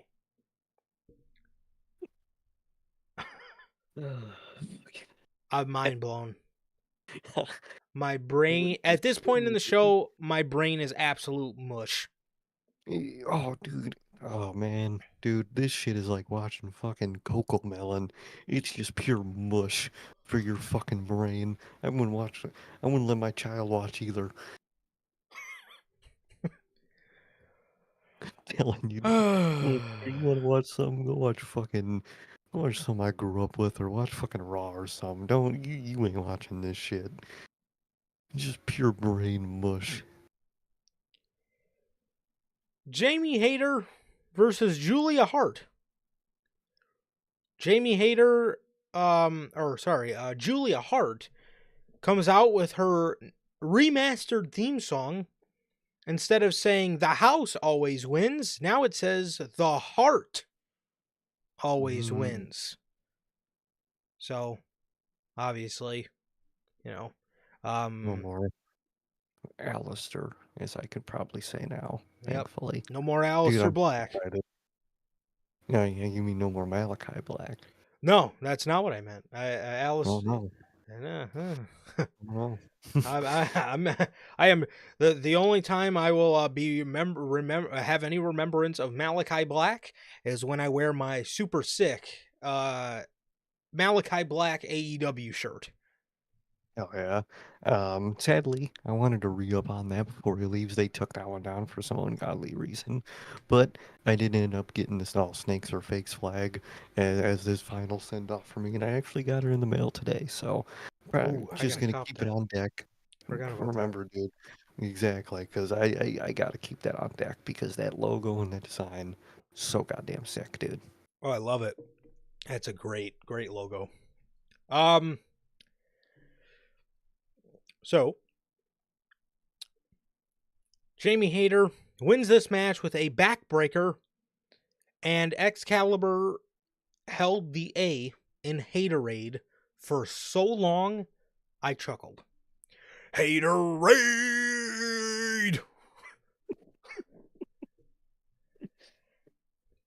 The match is over, Oh. and Tony Schiavone says,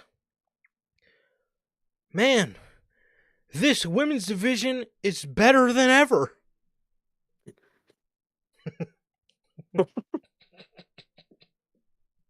Okay, you're just saying shit, dude. And It's not less than 24 hours later, it comes out that Deonna Purrazzo is unhappy with her position in the AEW women's division and wants to do more and is vocal about it. and Nice. then fucking you got fucking QT Dorkle fucking tweeting at fans that she has a match on Collision. What do you mean she's not being used? Fucking dumb fuck. That's Yeah, why they had. and Mhm. I think this was wow.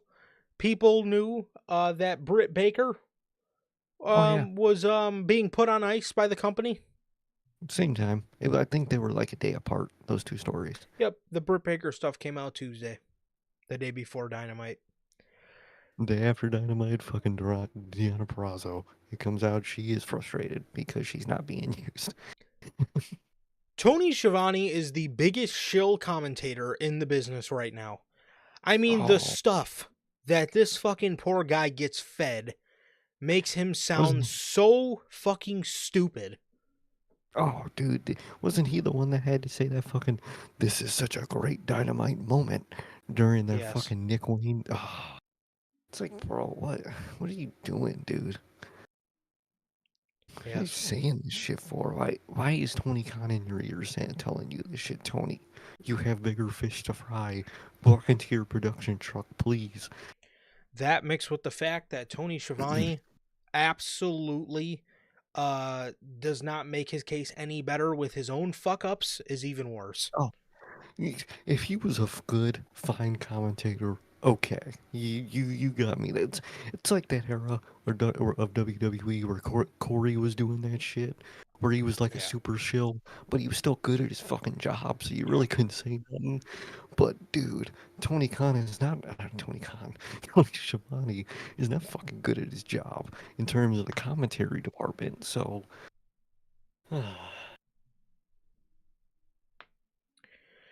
Jamie Hayter, after the match, says she respects Julia because she moves to the beat of her own drum. No matter if she has two big men beside her or if she's alone, she's a tough bitch. And they both won one. And if you want number 3, you got it. Uh, what does this sound like, man? Julia wins one, then Hayter wins one. It's the old Vince McMahon 50-50 booking. well, Gotta love 50 it. 50 rubber match. His commentary had to say, "Oh man, how are we gonna get the rubber match?" Fucking A, dude. I mean, and I get all these promos. I get you want to tell people. I'm glad that they are doing that without obviously doing that Alistair is gone. I like how they are doing that. It's not just disappeared off television and sayonara. But holy shit, you don't need to beat it over my head. He's gone. You presented us that he's gone. Okay, well I get it. She's on their own. They're on their own. Fucking, I get it. Holy shit. Well, speaking of them, the House of Black then had a vignette, or the former House of Black, now the Hounds of Hell. They have a vignette, and they say Brody says, "For years we've had a voice to guide us, and it was deafening, but that voice has gone silent." Yeah, Tony. I think that voice is I think that voice is going somewhere where we can actually hear him. Yeah, Rather than going silent. I think he was silent. I think, well, that was the problem. yeah, I think the voice is now going to get louder. It's gonna get louder. It's gonna actually be presented. It's gonna be fucking brought to the foreground. Yep. Buddy says we are done living in the shadows. No rules, no leaders, no gods, no masters, just violence. Matches. That's all I thought. That's all I thought about when he said that. Just No matches, because rules, no leaders, no gods, no masters, just matches. that's AEW for you. Yeah, yeah, that sounds about right. But yes, they have officially been repackaged, and they did put up merchandise for the Hounds of Hell. Looks cool, and obviously, Oh, you can't keep the House of Black name, being that the guy that had the last name of Black is now it's out of the gone. group. So it only made sense to do. Obviously, you're not going to keep calling them the House of Black. So, yeah, that was a pretty good segment, and I hope maybe Tony Khan can look a little more fondly on them since one of CM Punk's friends is gone. The only problem is CM Punk has another really good friend in the group, so who knows? Exactly, man. Exactly. So solid rebranding for them, and it's something they had to obviously do. And I think it's overall a successful rebrand of that group. I just hope Tony Khan actually uses them. And what they said, it's just violence, is all we'll see. Just segments of them beating people up and having matches. So If wishing them the that. best. If that, if we're lucky, that's if we're lucky. That's just the worst part. Cope. Cope Oh, defeated Pac here today, or no, Wednesday on Dynamite. Um, Cope won. No. yeah, he did. He did No, win. man, I not know. Cope. He never wins I against know. a better talent. Yeah, I know. I know, man. It's hard to think. He finally, he Finally won. finally, yeah, exactly. He stopped being so selfless, and decided to let somebody else win something. Um, Exactly. Add it to the check marks, man. Pac, the demon, um, the Seth this guy we were Rollins. talking about, Malachi Black or Aleister Black, Seth Rollins. Bro got a list, man, and he's checking them off. Yeah. God damn, man, just can't lose, and that's the bad part. We get a Copeland victory with a fireman's carry spinning cutter. Bro didn't even beat him with his finisher. He beat Didn't him with no, he beat him with a fireman's carry spinning cutter. didn't he hit him with the back spear, then the front spear before that though? He might have. He He did. might have. I remember that spot because it was a spot where he hit him in the back with the spear, and then right afterwards he hit him with the fucking front, normal front facing spear, and then I think he hit that and then Yeah. won. Yep. Still, good lord, anyway, you're having this fucking guy Pac lose. This is the first time that Pac has been showcased in this company as a guy in the Death Riders, and he's still losing. Yep. Yep. A fireman's carry spinning cutter. Good lord. Uh Cope is celebrating. We go to the back, and the Rock and Roll Express are laid out. Cash is sitting in a chair, duct taped, and Dax is fallen over, duct tape in a chair. And the word making the way through the dirt sheets is that Dax Harwood, Oh no. while he was laying there, was thinking of retirement. That is He, true. I he mean, last time he was mm, thinking about retirement, so I'm sure yep, this time he was thinking about, damn, where am I going to send my kids to school next year, man? When yeah, am I going to start the process? hmm Damn, what am I going to eat? What are we going to do for 4th of July this year, man? I don't know. I don't know. I'll have to plan it out. Apparently he just thinks about the most random shit after he gets beat up. He said the first time that the Death Riders attacked him, instead of thinking about revenge, he was thinking about what retirement looked like. So was So, I. maybe he's going to, go purchase some land. Maybe he's going to, maybe he's gonna go get himself a nice fucking beach house right on the fucking right on the fucking coast. We'll Maybe see. that's what he's gonna do. maybe, like you said, he last time he was thinking, buying some land, retiring. Maybe this time he was finally thinking about what am I gonna plant on that land that I might buy from our. Should it be corn? Should be some grain? Maybe I could do some Mhm. grain stocks, man. I don't know, man. I'll have to ask. Yeah, Who yeah. knows what he was thinking, So bro? Fucking those two fucking freaking out, tied up in those chairs. Oh, come on, man. You can't have horse shit. God damn. yeah, you really can't, dude. You really can't, dude. So they give a concerto to one of the Rock and Roll Express members. Um, while again Dax is still laying with his fucking head on the concrete, tied up in duct tape, thinking about setting up a retirement fund. Hmm. Um, the Death Riders come out and they jump Cope. Switchblade Jay White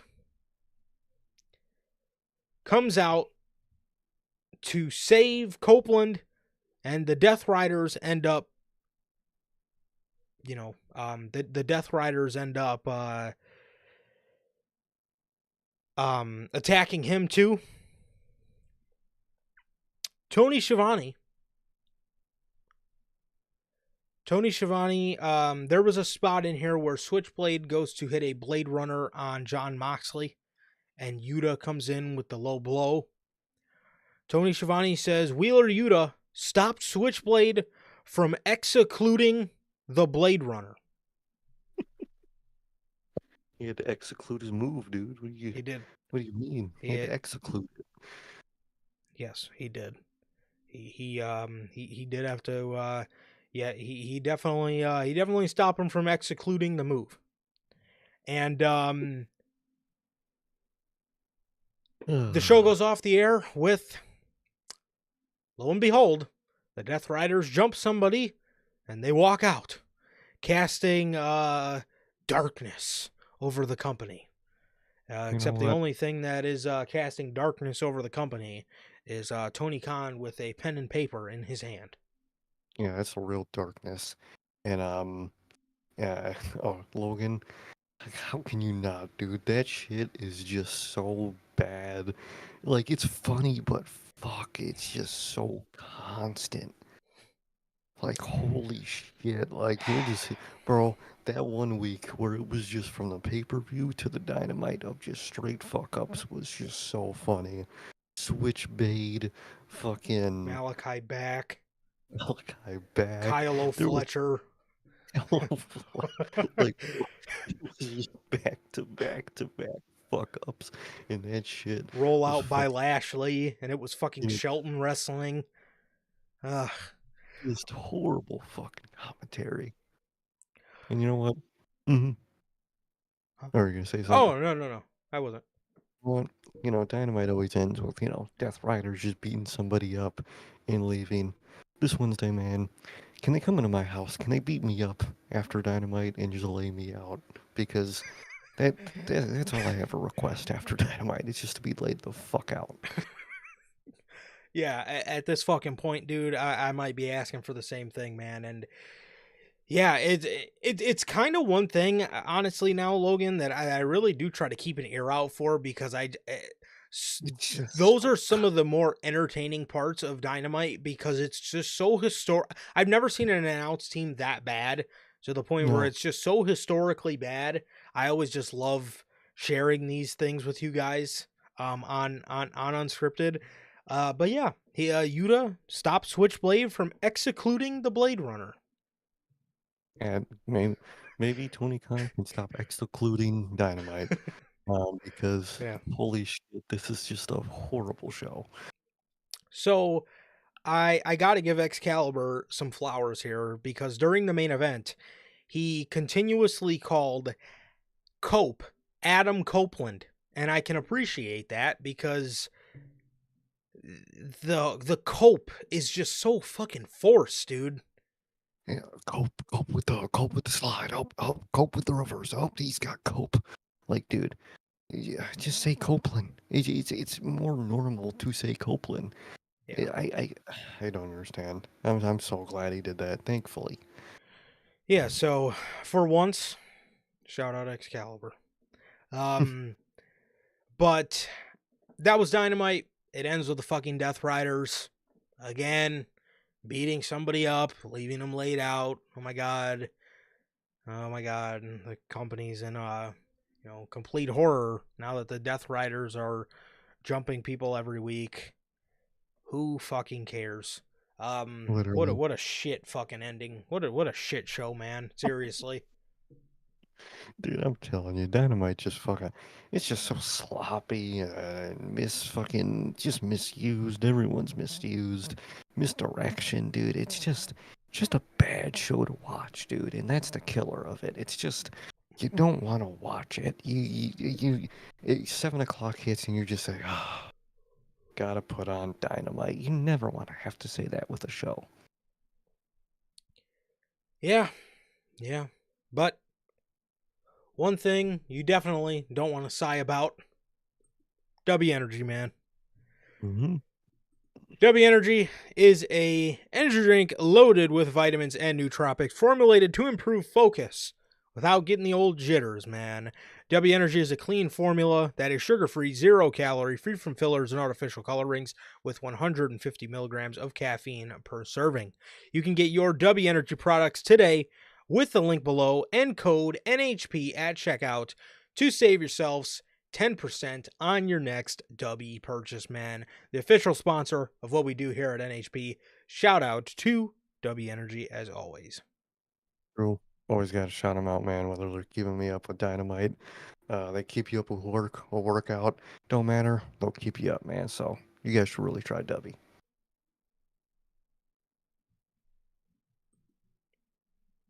Shout out W as always.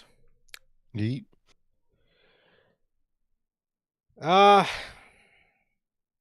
SmackDown. Not too much on SmackDown other than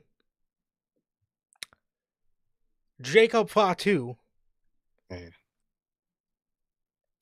Braun Strowman, the werewolf versus the monster, King Kong versus Godzilla. You ain't King Kong, Nope. you ain't Godzilla, because I'm both. They don't make Heck them yeah. like me anymore. I'm all gas, no brakes with it, off the scale with it, whatever the hell he said. And then he said, and then Tamatanga stole LA Knight's catchphrase with everybody saying,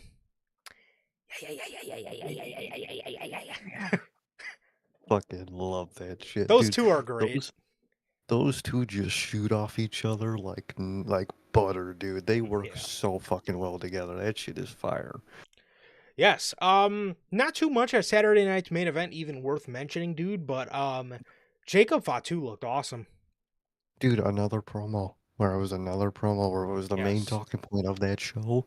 Fire ass promo, man. Started was kind of reverse of the SmackDown one where it started off with Tamatonga this time, went into Jacob and just delivered a fiery fucking promo. Fucking been thinking about that shit ever since I heard it, and shit is flames, dude. Those two and just that everything with them, man. Fucking incredible. Incredible work from those guys. Yeah. I mean, the Saturday night's main event one went something along the lines of like, I'm going to beat your ass post to post, and everybody's going to see it on NBC from coast to coast. Oh my Yeah, God. I mean, oh, bro. Yada I mean, that's too funny, bro. Oh, bro. No, Shit is flame. Jacob, again, we get I and Sir K and you, the fans, Belle, Hmm. the spokesperson for the fan vote. She voted as me and Sir K did, Jacob Fatu, future star of 2025 for a reason.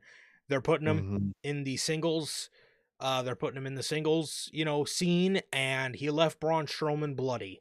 Yep. And man, I heard he was supposed to give Braun more. He was supposed to give Braun more moonsaults, but the segment was going overtime. Which again, please add Right. another half hour to Saturday night's main event because, uh, Just, just do it. yeah, More time is valuable. I'm sure NBC will survive off of the views of your show. I don't think there would be a conflict there. Yeah, and I mean too, man. It's just like, I, I mean, Cut something. If that's the yeah. case, Seriously, it's just why Saturday you got night's fucking main. Nia Jax on the show? Exactly, man. Saturday night's main event should not be a rushed show by any No. means. It should not be rushed or feel rushed at all. So and the fact that again I know because I watched the first Saturday night's main event, it felt very rushed, and then you hear It, stuff like that, and it's just like, really. dude, just take your time. I don't understand the rushed feel that this show constantly get. Second one has that same rushed, overall rushed feeling and setting. You'd think you'd work on that.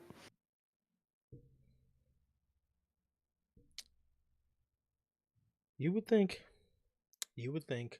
Um, Other than that, I don't think much of anything really happened on SmackDown other than Don't. The Miz got moved over there.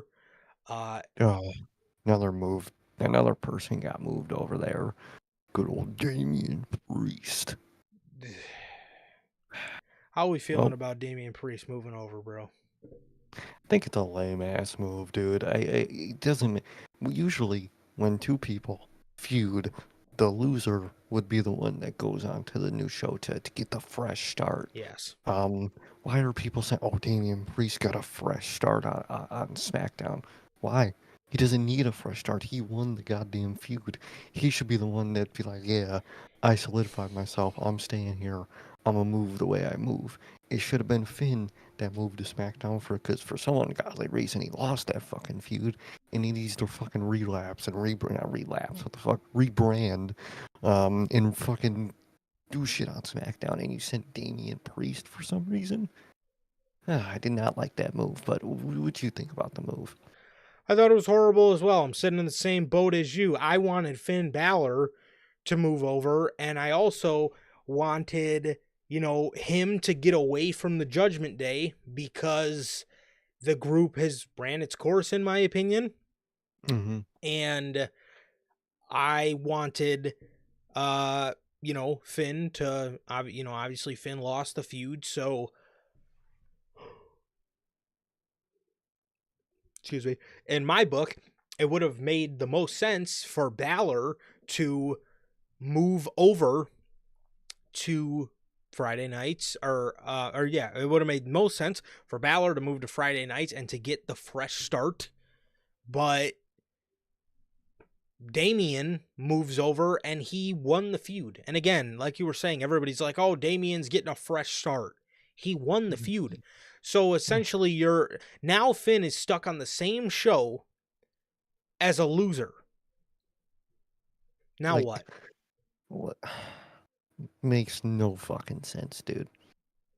Yeah. So Damian is on SmackDown.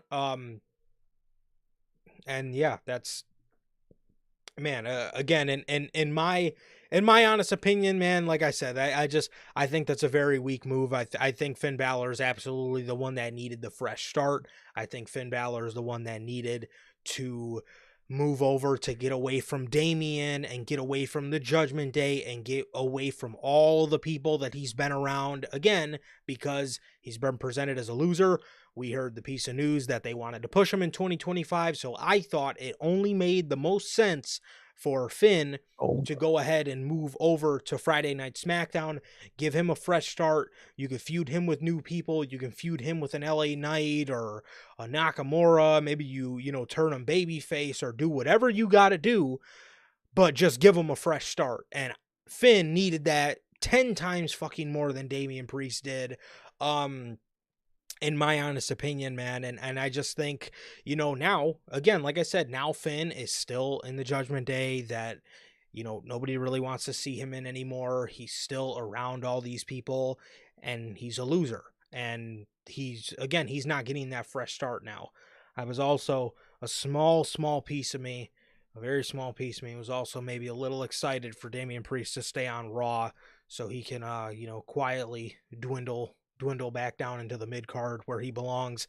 But now we're not getting that. So I feel on SmackDown, they're going to try to keep you up this image that he's a main event talent. And He's Exactly. mid card at best, bro.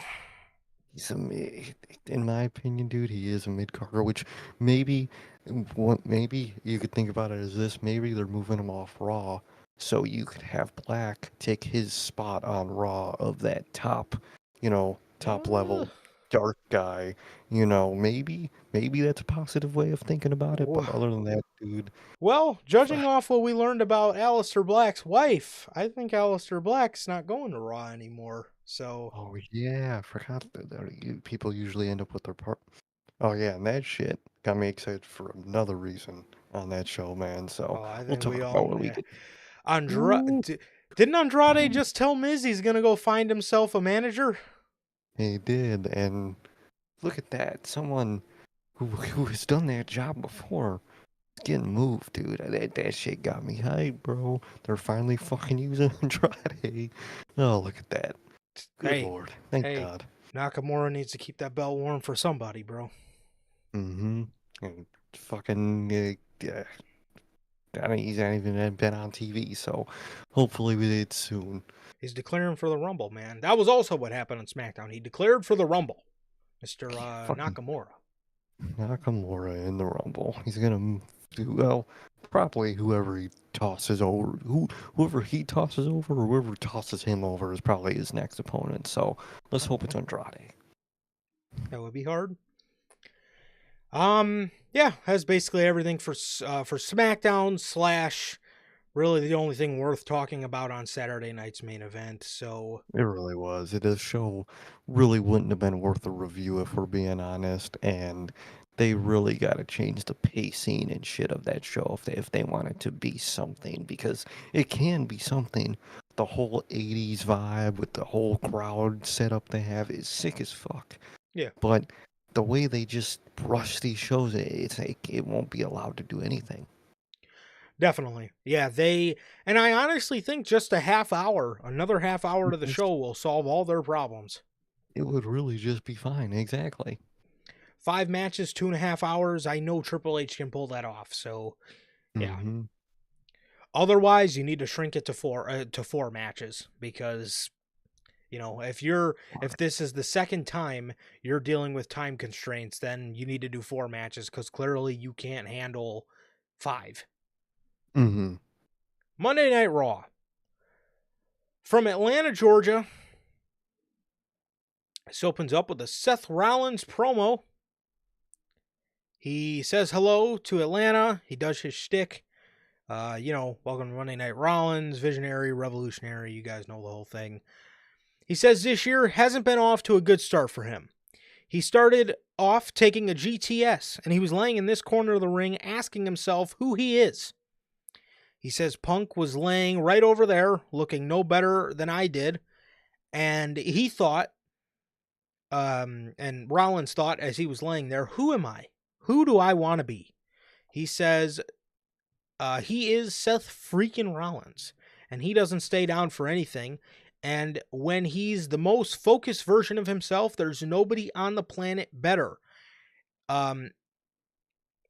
He says it started last week. He said it started last week with Drew McIntyre.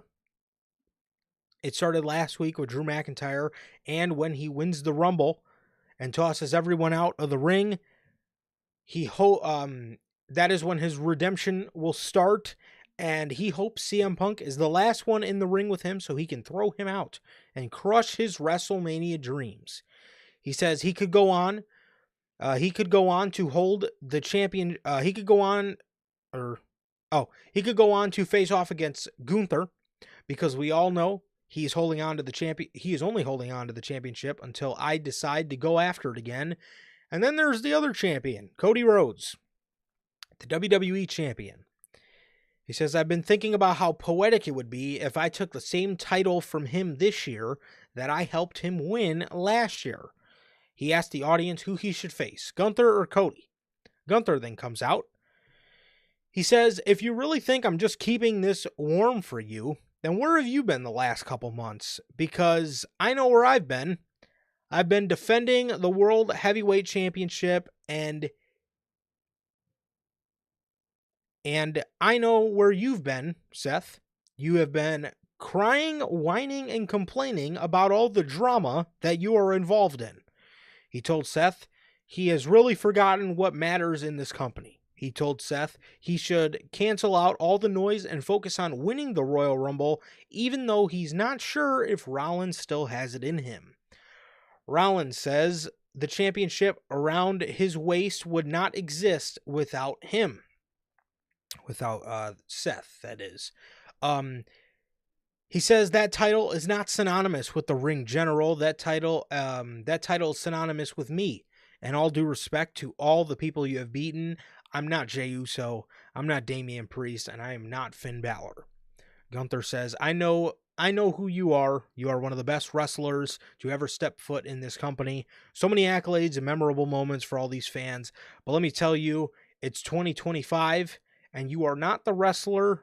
You are not the best wrestler in this company anymore. I am, and this title around my waist proves it.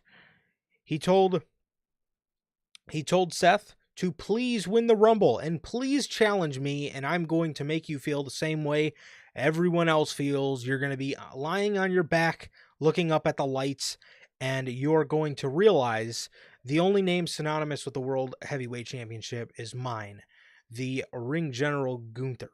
Logan Paul then comes out. He says, look at what we got here. Two guys who think they are special and think they command attention because they are good at wrestling. But That's kind of what you do, Logan, but okay. Okay. Well, according to Logan, he commands attention because he is good at everything. This is the Netflix era. The company needs a new face. A face oozing with charisma and confidence. I can understand the confidence part, but this man is still cutting the blandest of promos. And I like Logan Paul. I do. Logan. That's the thing. I think he can work. It's just, but I don't know about this whole charisma thing, man. This guy, 2 or 3 years in, is still cutting the blandest promos imaginable. So. Bro probably cut better charismatic promos back in his vlogs than he's doing now, bro. Like, what are you doing? Yeah. He says Netflix needs, or the company needs a new face, a face oozing with charisma and confidence, and these two Nimrods don't got it. Logan says these two have hit their ceilings, and he's on the first floor climbing up the stairs. He says he's going to win the Royal Rumble, and he doesn't have to worry about throwing 29 guys over. That's for Tweedledee and Tweedledum over here. I got to think smarter, not harder. And then when I win, I could choose Cody or I could choose you, Gunther. I will say I definitely like the line of I don't have to throw 29 guys over. I always hate during Rumble promos when they say, I'm going to throw 29 men over the top rope. And then the winner usually ends up getting like 4 or 5 eliminations out of the whole match. So, exactly, because literally, like, the only time that has ever happened was, I think, Ray, when he came out, like, first or second and won the thing. Other than that, everybody always just fucking wins at, like, number 22 or whatever. Yeah, and nobody has 29 eliminations in the Rumble match. Well, isn't the most, like... I think the record's maybe, like, 13 or 14? I was going to say, I think it's, like, Brock with, like, 11 or, like you said, 13 or something. Like, not many. Let's see. No one over 20, I don't think, ever has gotten in a Rumble. A real Rumble, at least. I don't count fucking the Titus World Slide.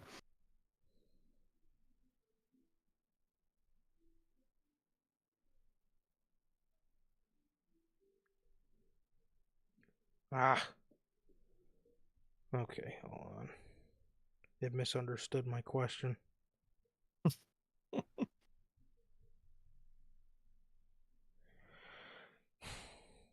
They gave me Kane, but he has 46 across his whole career. Okay, yes, Braun Strowman holds the record with 13 eliminations during the greatest Royal Rumble in 2018. However, in a traditional Royal Rumble, not the Saudi Rumble, Brock Lesnar holds the record for 13 as participants eliminated as well in a standard 30-man Rumble match in 2020. So, I was gonna say I thought it was Brock. yes. Yep, Brock Lesnar. Yeah, Brock Well, Lesnar holds the yeah. well, depending on things go this year, they might make a new record. I mean, Eh, they might want to raise. might as well. So someone might get the big 14. Maybe someone gets their big 14 or 15 after all. Well, man, maybe somebody will get 29 eliminations in the Rumble. 9. Just Maybe. Like throwing everybody over. yeah, like they're saying, man. So Gunther says, "You know what, Seth? I changed my mind. Logan, I want you to win the Royal Rumble so I can go to WrestleMania and embarrass you when I smack that stupid smirk out of your face." Seth says, "I agree with that, but the only person that's going to be embarrassed is you, Gunther, when I take back my title." That was the opening segment. It was pretty good, man. It was pretty good. Yeah, Logan Paul definitely still needs some work on the microphone, man. Obviously I did like him making sense out of the I'm not gonna throw 29 guys over. I like that, but yeah, I mean it was a fine opening segment. Exactly. I liked it. It was overall very good. I like, Gunther is always fucking hilarious. And overall it was fine. Logan Paul still has some overall like character work to do and just promo work to do. But other than that, I don't mind the fucking guy. I'm actually finally glad he's actually here physically. So, um, overall good start to Raw. Absolutely. So CM Punk is backstage. He says he is planning to win the Rumble and go on to WrestleMania. Sammy walks in. Sammy says, "Hey, how are you?" Punk says, "I'm great. How are you?" Sammy says, "Yeah, I wanted to come and talk to you face to face because I heard what you said last week. What is that? Sami Zayn is not on your level?" Punk agrees. He says, "Yeah, that's exactly what I said." And Sammy says, "I'm not even mad at that because it's kind of true. One of us is a WrestleMania main eventer. One of us went out for pizza with Cole Cabana." Oh, sorry, my bad. That's not in there. One of us is a WrestleMania main eventer, and the other one is not. I'll see you at the Rumble. You Um, know, that was great. mhm. What were you saying? It was that was really great, and they're really beating it in Yeah. that Punk Yep. hasn't main evented a main, especially obviously we'll talk about it at the end of tonight with Raw. I I, I think I might have my prediction for Friday, but it's building up really nice, and they're really beating it home that Punk hasn't main evented a WrestleMania. They are beating it into your head, and Hmm. I made the prediction. Somebody asked us in chat not too long ago, it was a couple weeks ago or something. Who do you think's going to win the Rumble? I gave the early prediction of Punk, but I don't think Punk is going to be in a one-on-one match at WrestleMania. I think No, I he's don't going think he to be in a triple will. threat.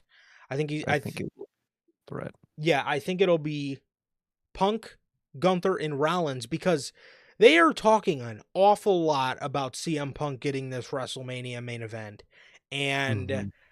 I could very well see, and honestly, too, bro, with everything Punk went through over the fall, obviously he had the special ref match, but he also had a strap match, and he also had a Hell in a Cell match, and a month later, he had a War Games match, and I honestly think that might have been WWE's test. Now, I'm going to knock on wood before I say this, but I honestly think that may have been their That might, injury test yeah, for yeah. CM Punk. So, Yeah, he passed. Flying colors. and I think he passed. I think yeah, I think he passed, and I honestly think this will be the year that they give him a Royal Rumble. I will say though, I wish Triple H would I know a lot of people wanted Punk to win the Rumble last year. He I would like to see him, you know, He has a thing about people not winning things the year people want them to win, but then he'll give it to him the Mm, next next year. year. Yeah, he I does that a lot.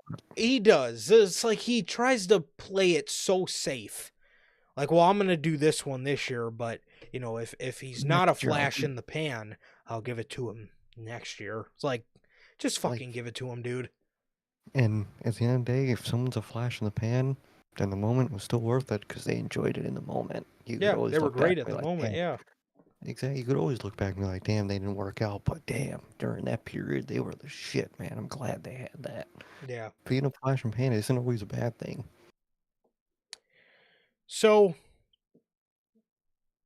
yes, I definitely agree with you though. They are really beating it into your head, man, that CM Punk is not a Mania main eventer. Somebody else told him that too, man, and there's been a lot of people to tell him that. So, And a lot of Seth did it, I think, because Seth also rubbed it in his face that he has, and he yes, hasn't. So it's continuing, man. And I like what they're doing with it. I like that they're beating it in the head. and Sammy's walking down the hallway, and Karrion Cross interrupts Sammy. He tells Sammy, "You should listen to Seth, or you should listen to Kevin Owens.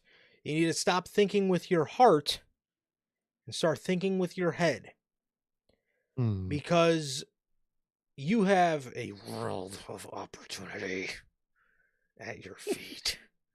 And then he Look, says it again, "You have a world of opportunity at your feet." oh God. As Sammy looks on, and that's very interesting now that Cross has made his way to Sami Zayn. I'll say I don't want to see Sami Zayn as a fucking heel, so I hope that doesn't happen. I don't think that's what they're teasing. I I don't think think they're so either. teasing the lesson of Sami Zayn, which, I mean, he is right. His heart's getting in the way. Look what happened tonight. We'll get to it, but his Hmm. heart led him to making the same mistake he made last week in a brawl. So I think it's coming in fruition, man. Yes, absolutely.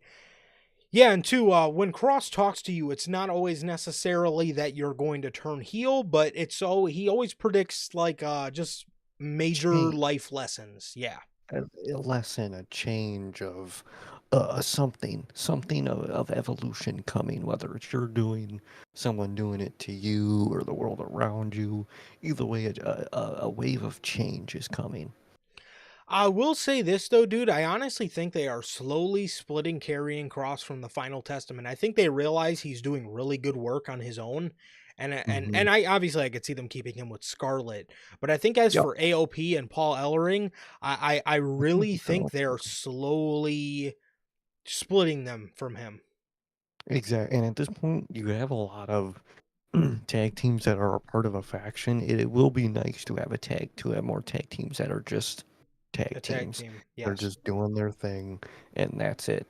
They could always be at it with someone in the future if you want to, but just let them be as a tag team. I think they'll be showcased more and better as just AOP, and I think that's the path they really should go down. I think it's better for both pairings if they Hmm. just split. Definitely, definitely, bro. So Sammy is watching Cross walk away, and he turns around, and Cody's standing right there. He says, "What's up, Sammy?" Sammy gets spooked, and he's like, "Hey, whoa." He's like, "Hey, what's up?" And he just walks away. And Cody looks on at Sammy as if he's a little unsure if he can trust Sammy around this time, being that Kevin Owens, you know, Did it to him last time. yes. I will say though, with Cody Rhodes being and the stuff at the end of the show with Punk was great. I think they missed a huge opportunity on having a promo with all three of Sammy. those, with Sammy, Kevin, and Cody. I think they really should have added, like you said, yeah, all three of them promo. I think that really would have just been a great character work from those guys. Absolutely. Absolutely. So Yeah, so Cody has this, I don't know, just odd look on his face as if he, is just, I guess, a little unsure on what Sammy's intentions are really going forward. The War Raiders defeat the Judgment Day, this being Dominic Mysterio and JD McDonough. Mhm, There are tag teams sitting ringside. mhm, We see the Creed brothers sitting ringside to watch the tag match, and we also seen A-Town Down Under, Raw's newest acquisition. Uh, regardless on how much I like A-Town Down Under, I loved tag teams in the division sitting ringside to watch the tag title match. I thought that was a fucking awesome concept, and I want to see them do that more.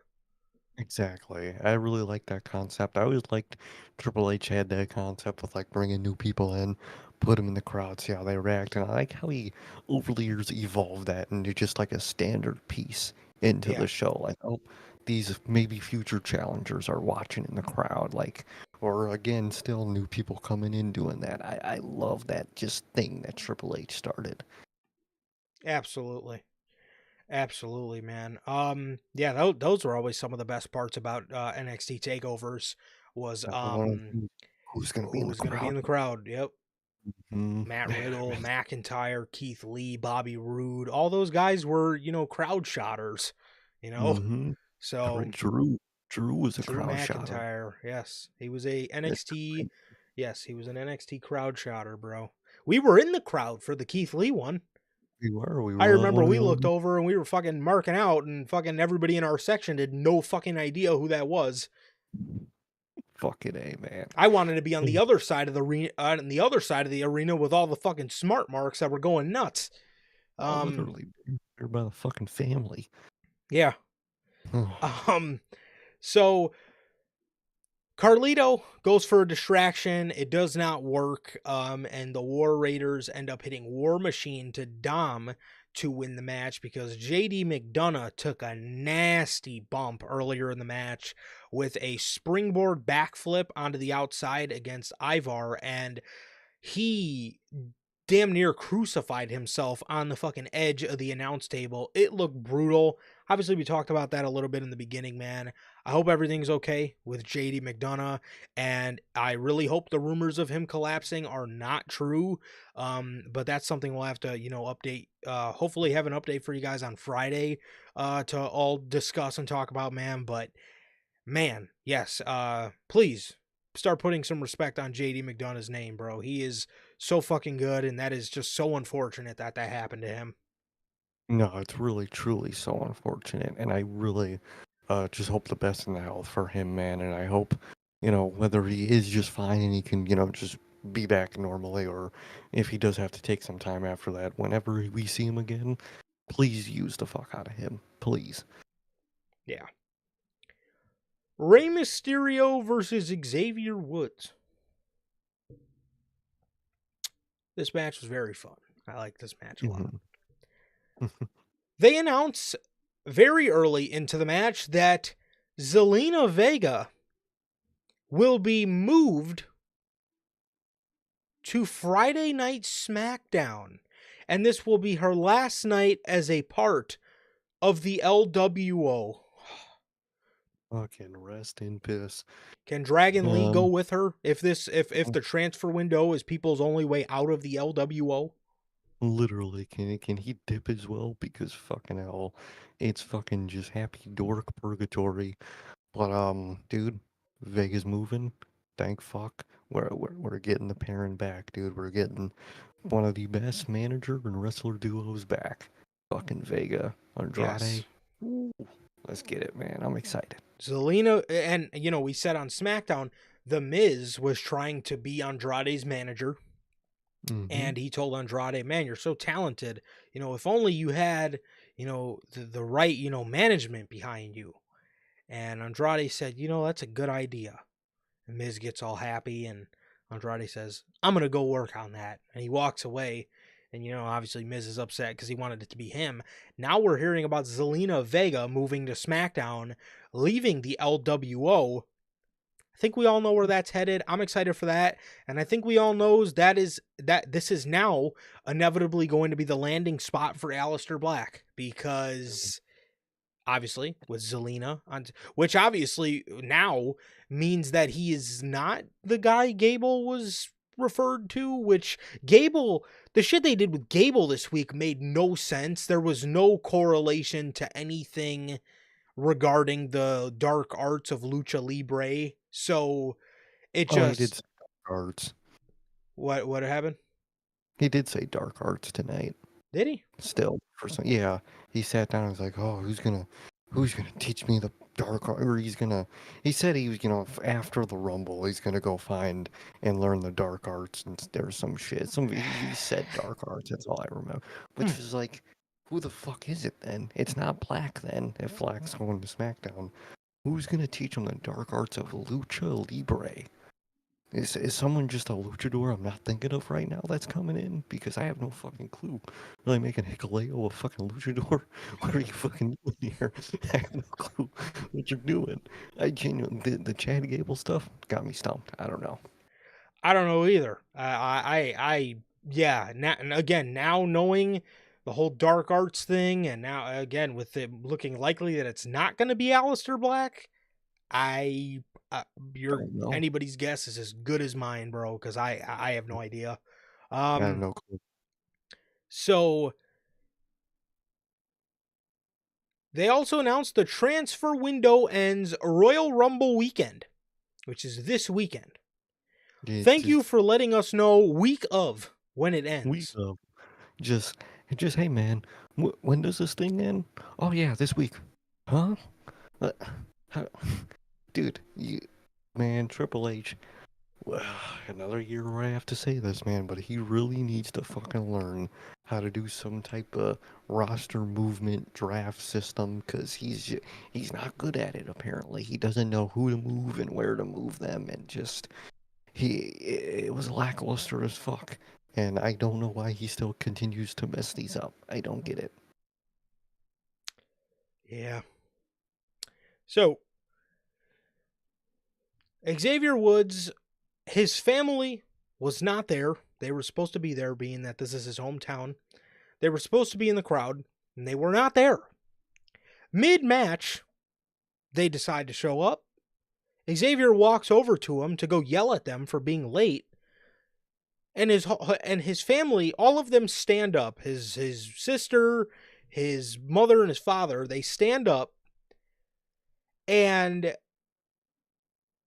they all unzip their jackets to reveal New Day Sucks t-shirts. And then they pan the camera to the left, and fucking Lil Yachty is just standing there with a New Day Sucks shirt as well. Fucking hilarious, dude. That was too funny, bro. That was hilarious, and obviously being what they did with Kofi and his mom, is just it's so funny now that they did the same thing. And I just love how everybody's just clowning on the New Day, but obviously in a way where it's not embarrassing for them, it's actually great for them. So It's great. Makes them look better. yes. Exactly. And what doesn't make them look better is Kofi Kingston is still walking around with a chin strap, bro. Somebody got to I stop love him. it.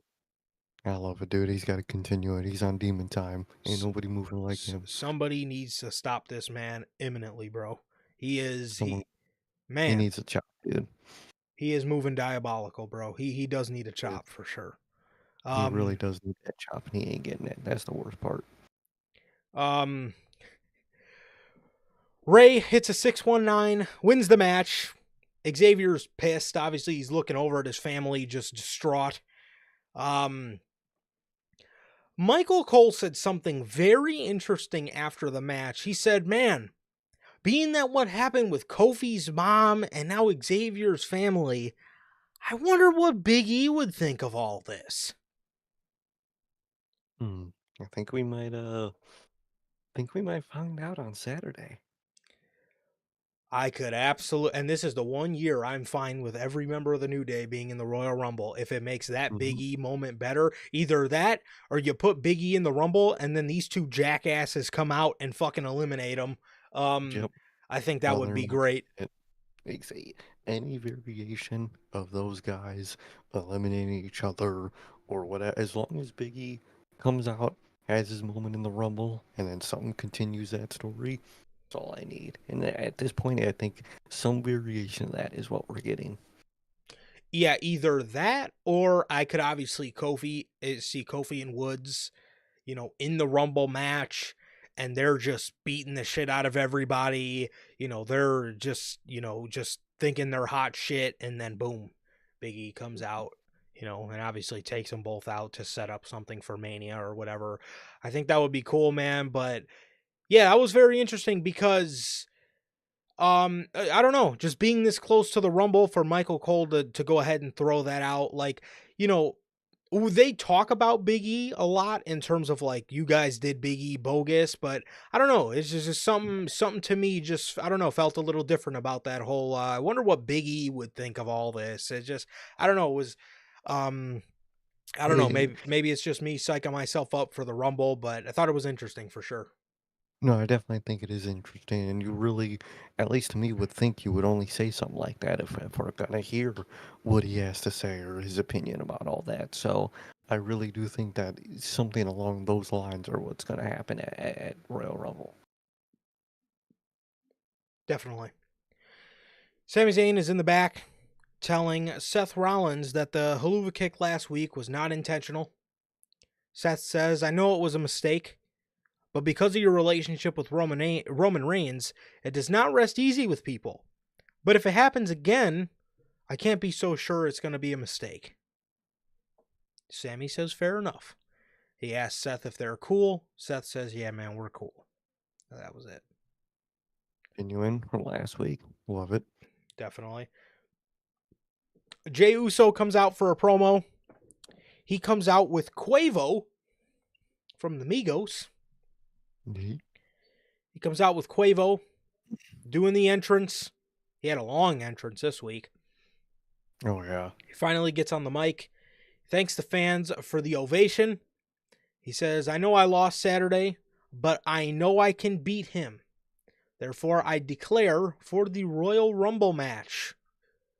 Now we have another huge name in the dude, Royal Rumble match. it's stacking, bro. This shit is insane. This Yes. is this is just Cena, crazy. Roman, Drew, Seth, Jay, Sammy, Nakamura declared. Penta tonight declared. He did. I hope we see Jacob Fatu declare on Friday. Oh, I need that shit. I think him and that I feel that man is something of a Royal Rumble's wet dream. The amount of cameo face-offs you can have with Jacob Fatu, I think it would be very interesting. Very. Maybe instead of Jacob declaring himself, maybe that's the return of Solo. And then to counter that is when we get the surprise Jacob Fatu entry. Maybe something like that. I would like that. Could be. Either way, as long as that man's music hits and we get to see some face-offs, that's all I need. Yes. Lyra Valkyria is backstage. She declares for the Women's Royal Rumble. I think we all know who she's getting thrown over by. I was, yep. Yep. Especially being that Becky's not back yet. I think we definitely know who she's getting thrown over by. Gable walks in with Alpha or American Made, and he tells Lyra, don't get used to having that championship because Ivy is taking it for me. Ivy looks at Gable like, hmm? The women And get her kind and of get and Gable says, well, for the team, for the team.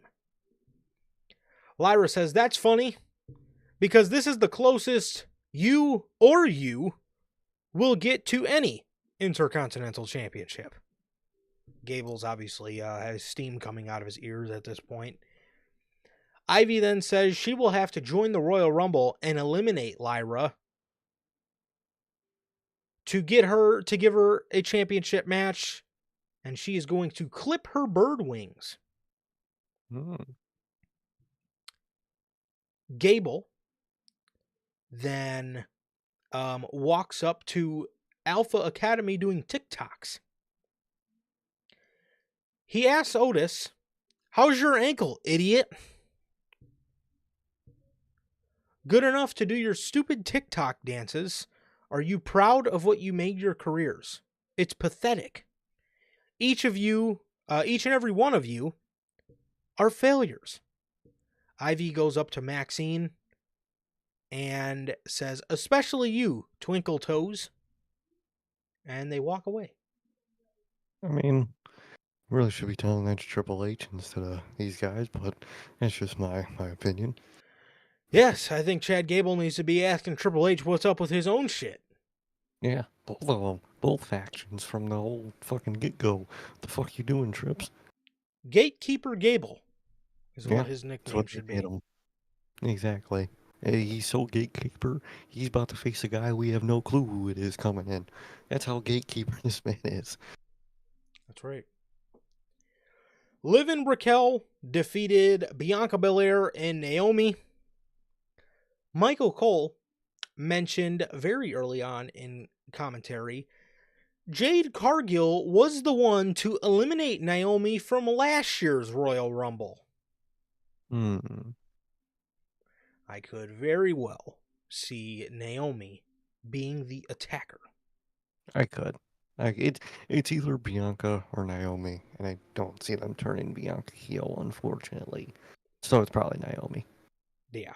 I would love for it to be Bianca. I think a heel Bianca versus a babyface Rhea Ripley could have the potential to be one of the biggest women's matches that WWE has ever done. But I don't think they want to turn Bianca heel, which is very upsetting. No, it's very upsetting because she is phenomenal in that role. And her as the smiley Super Cena, God, it's old. It's really just old. That's really all it is. And I think just any type of heel turn in any capacity would just be such a refresher. Yeah, a thousand percent. But the Dominic distracts the referee while the referee has his back turned. Naomi or Raquel breaks up what Naomi had going on with Liv, hits her with a Tejana bomb, and Liv, rolls over, pins Naomi, and these two defeat the tag team champions. So I'm sure this is going to be a random tag team match we will be getting in the future. Liv and Raquel versus Bianca and Naomi. So that was All that. right.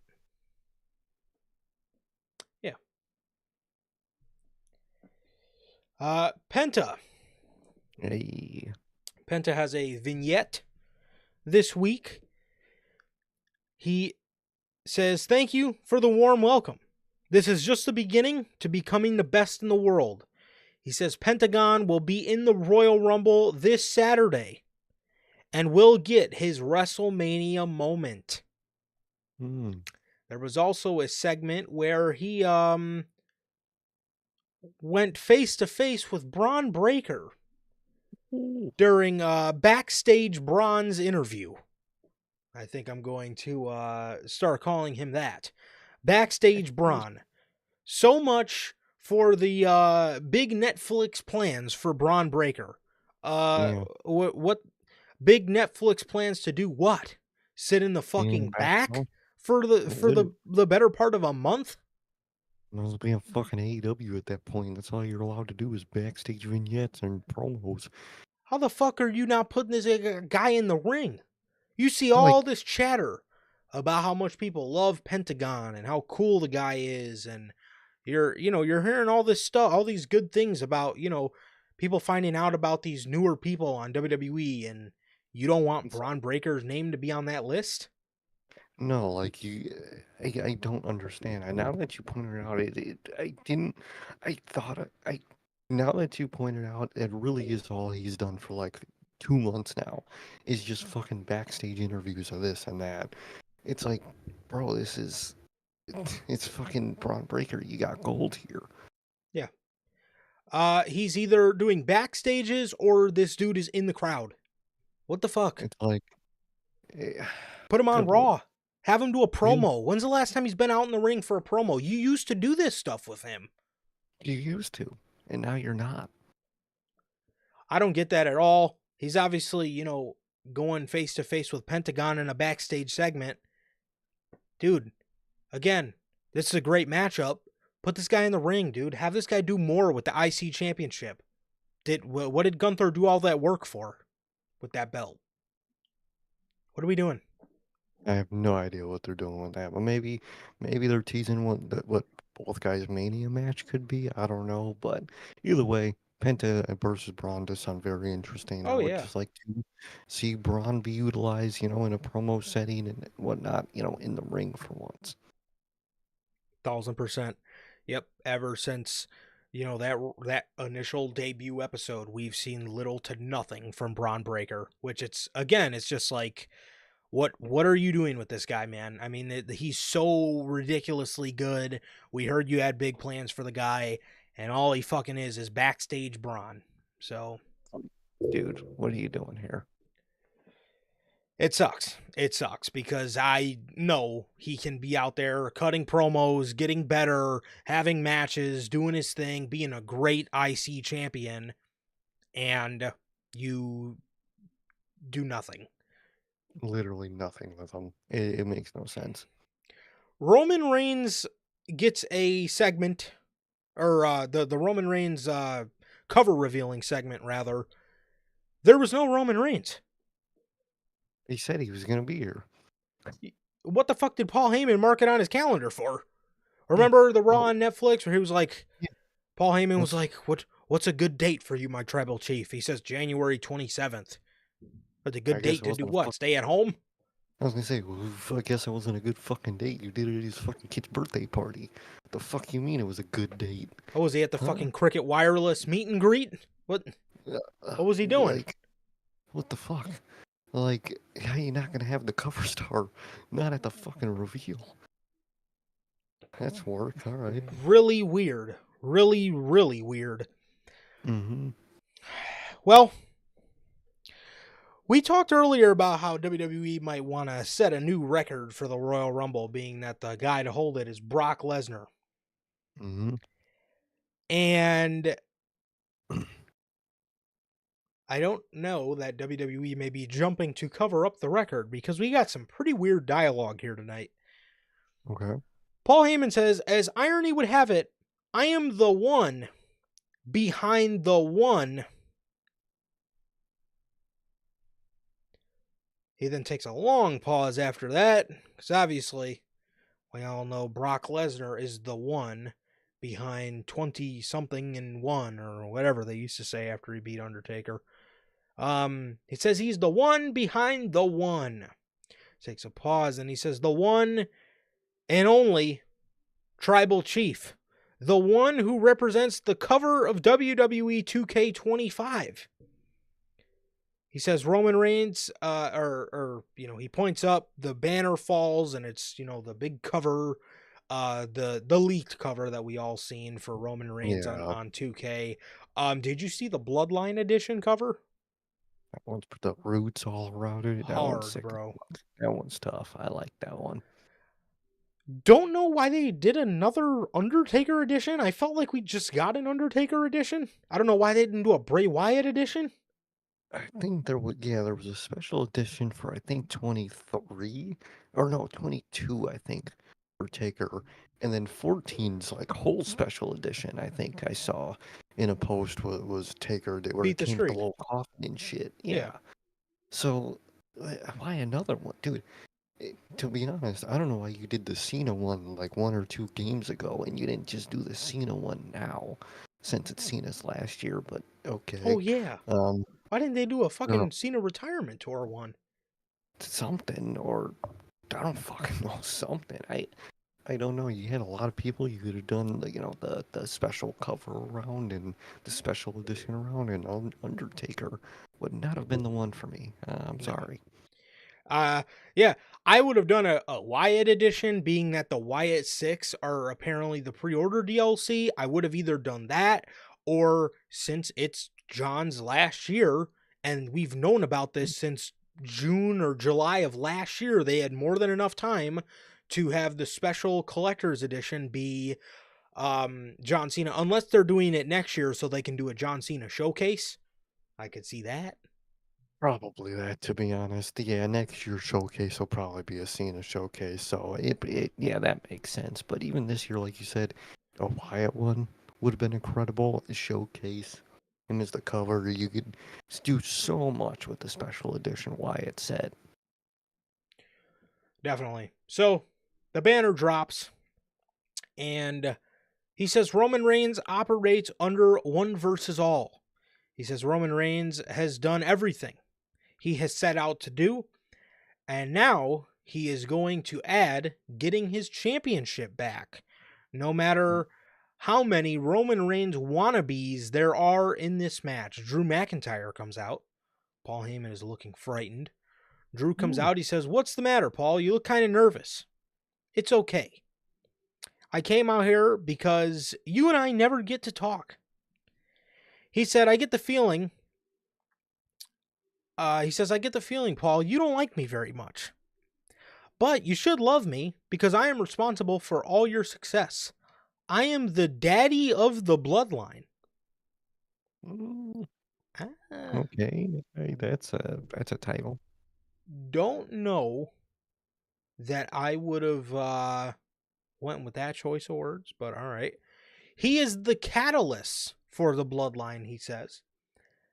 He's the catalyst for the bloodline. He says, Paul likes to tell people he was rescued after I beat your client and slayed the beast at WrestleMania years ago. You like to tell people you were rescued from obscurity from Roman Reigns, but the reality is you swam back to shore, metaphorically, of course, and found Roman Reigns at a low time and decided to manipulate and use his power for evil. And you are the and you have made the best money that you've ever made in your entire life. Look, Paul, you are on the video game, and I'm just out here to simply look for a thank you. Paul says, "Thank you, but you're crowding me." Because Drew's very close to him at this point. Drew says, "I'm sorry, I'll step away if you pass this message to your boy this Saturday. Tell him I'm going to beat him within an inch of his life, and I'm going to throw his lifeless carcass over the top rope. Can you do that for me?" Paul says, "I'll give you my word. I'll pass the message to my tribal chief, Roman Reigns." Drew says, "I wasn't talking about Roman. He knows I'm coming for him. I was talking about your boy, CM Punk." Oh, Paul chuckles and walks away. hmm. Very interesting, man. Very interesting message to who you wouldn't think in that moment. I like that. Absolutely. Absolutely, man. So Drew obviously, again, another guy proclaiming to throw Punk over the top rope. A lot of people gunning for CM Punk, and this Royal Rumble definitely feels like a bit of a bloodbath.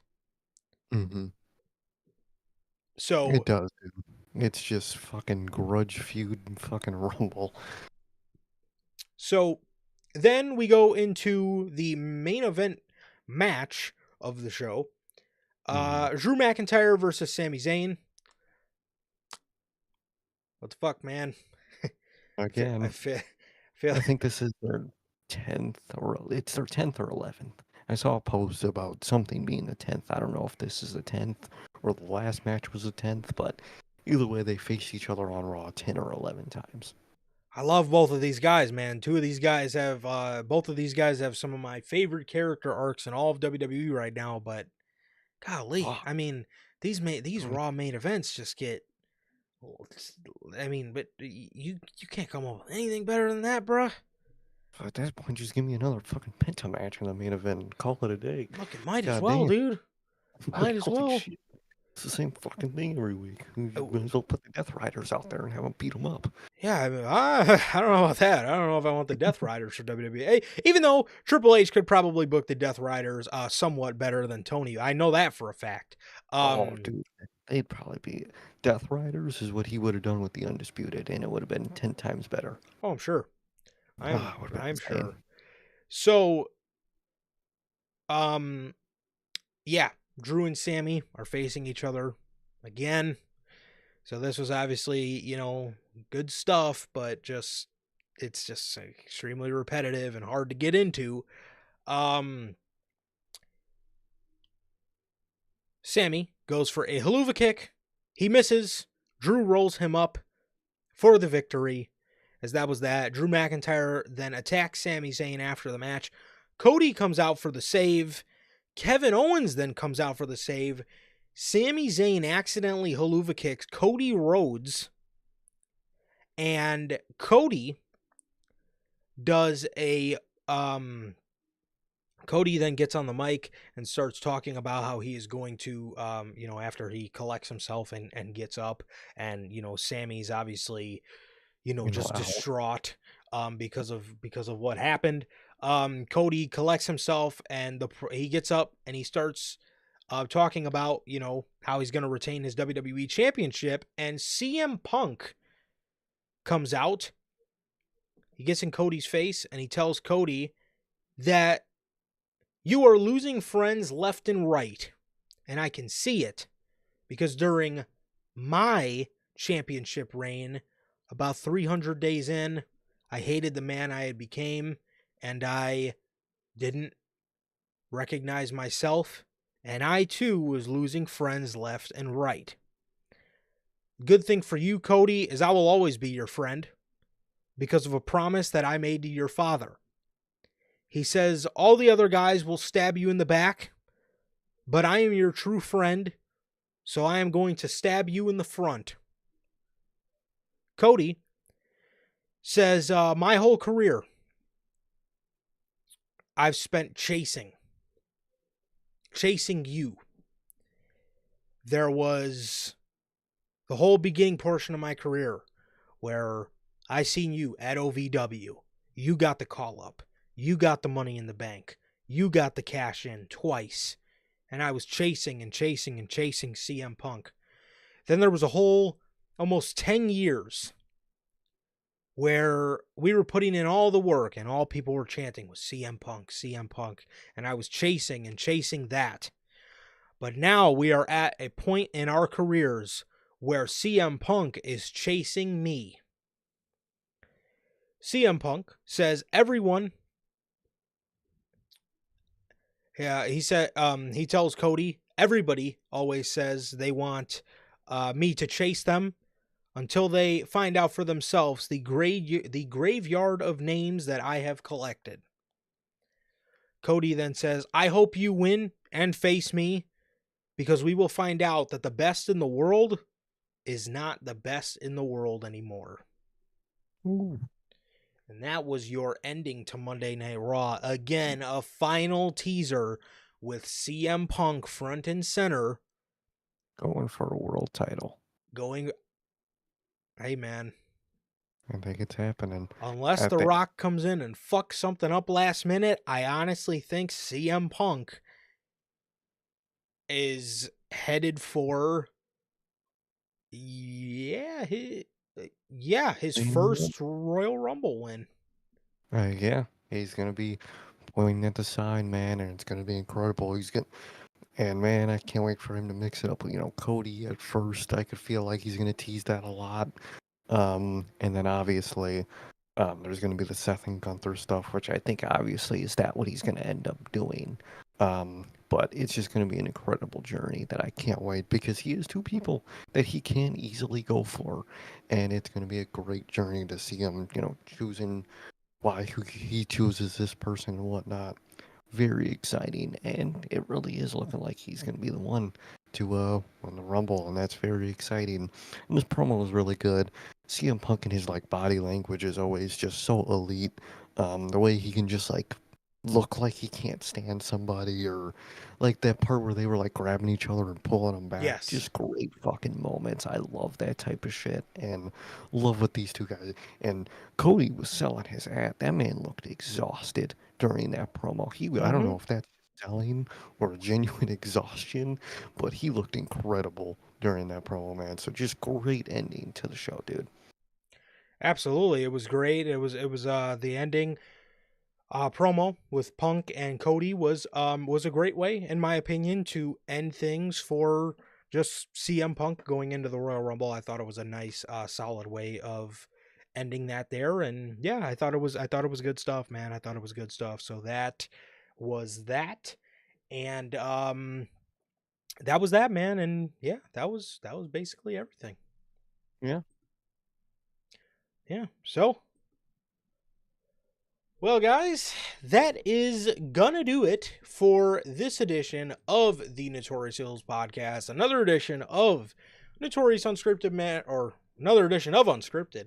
And yes, that was everything for Dynamite, for Monday Night Raw, the go home show for the Royal Rumble, man. That was everything that we have for you guys here today. As yeah, that is gonna do it, man. And next time we will be talking to you on Unscripted, it will be post Royal Rumble. So we will be officially starting the Mania, the Mania or the Raw after Royal Rumble, man, heading into Mania. So it's exciting. They definitely ended it um they definitely ended it in a hot way, like I said, with Mhm. Punk and Cody. So I like that, and I like everything they're going for, man, here, and I'm excited. I'm excited for the Rumble, and I thought this was a pretty solid way to give us that final push for Monday Night Raw until the Rumble. So yeah, I thought it really did, man. I'm very excited for Rumble, and I have my ideas now. definitely. So with that, that is going to do it for this edition of Unscripted, man. This has been episode 232 of Unscripted, man. And thank you guys so very much for joining us here today. It has been always, always, always a pleasure for my Johnny. And Sir K. And that is going to do it for this edition of NHP Unscripted. Thank you guys so very much for joining us. Please like, comment, and subscribe. Thank you to everybody who came out, man. Thank you guys. We love you guys. And we will see you all on Friday with the news and the Royal Rumble 2025 official show predictions. Peace.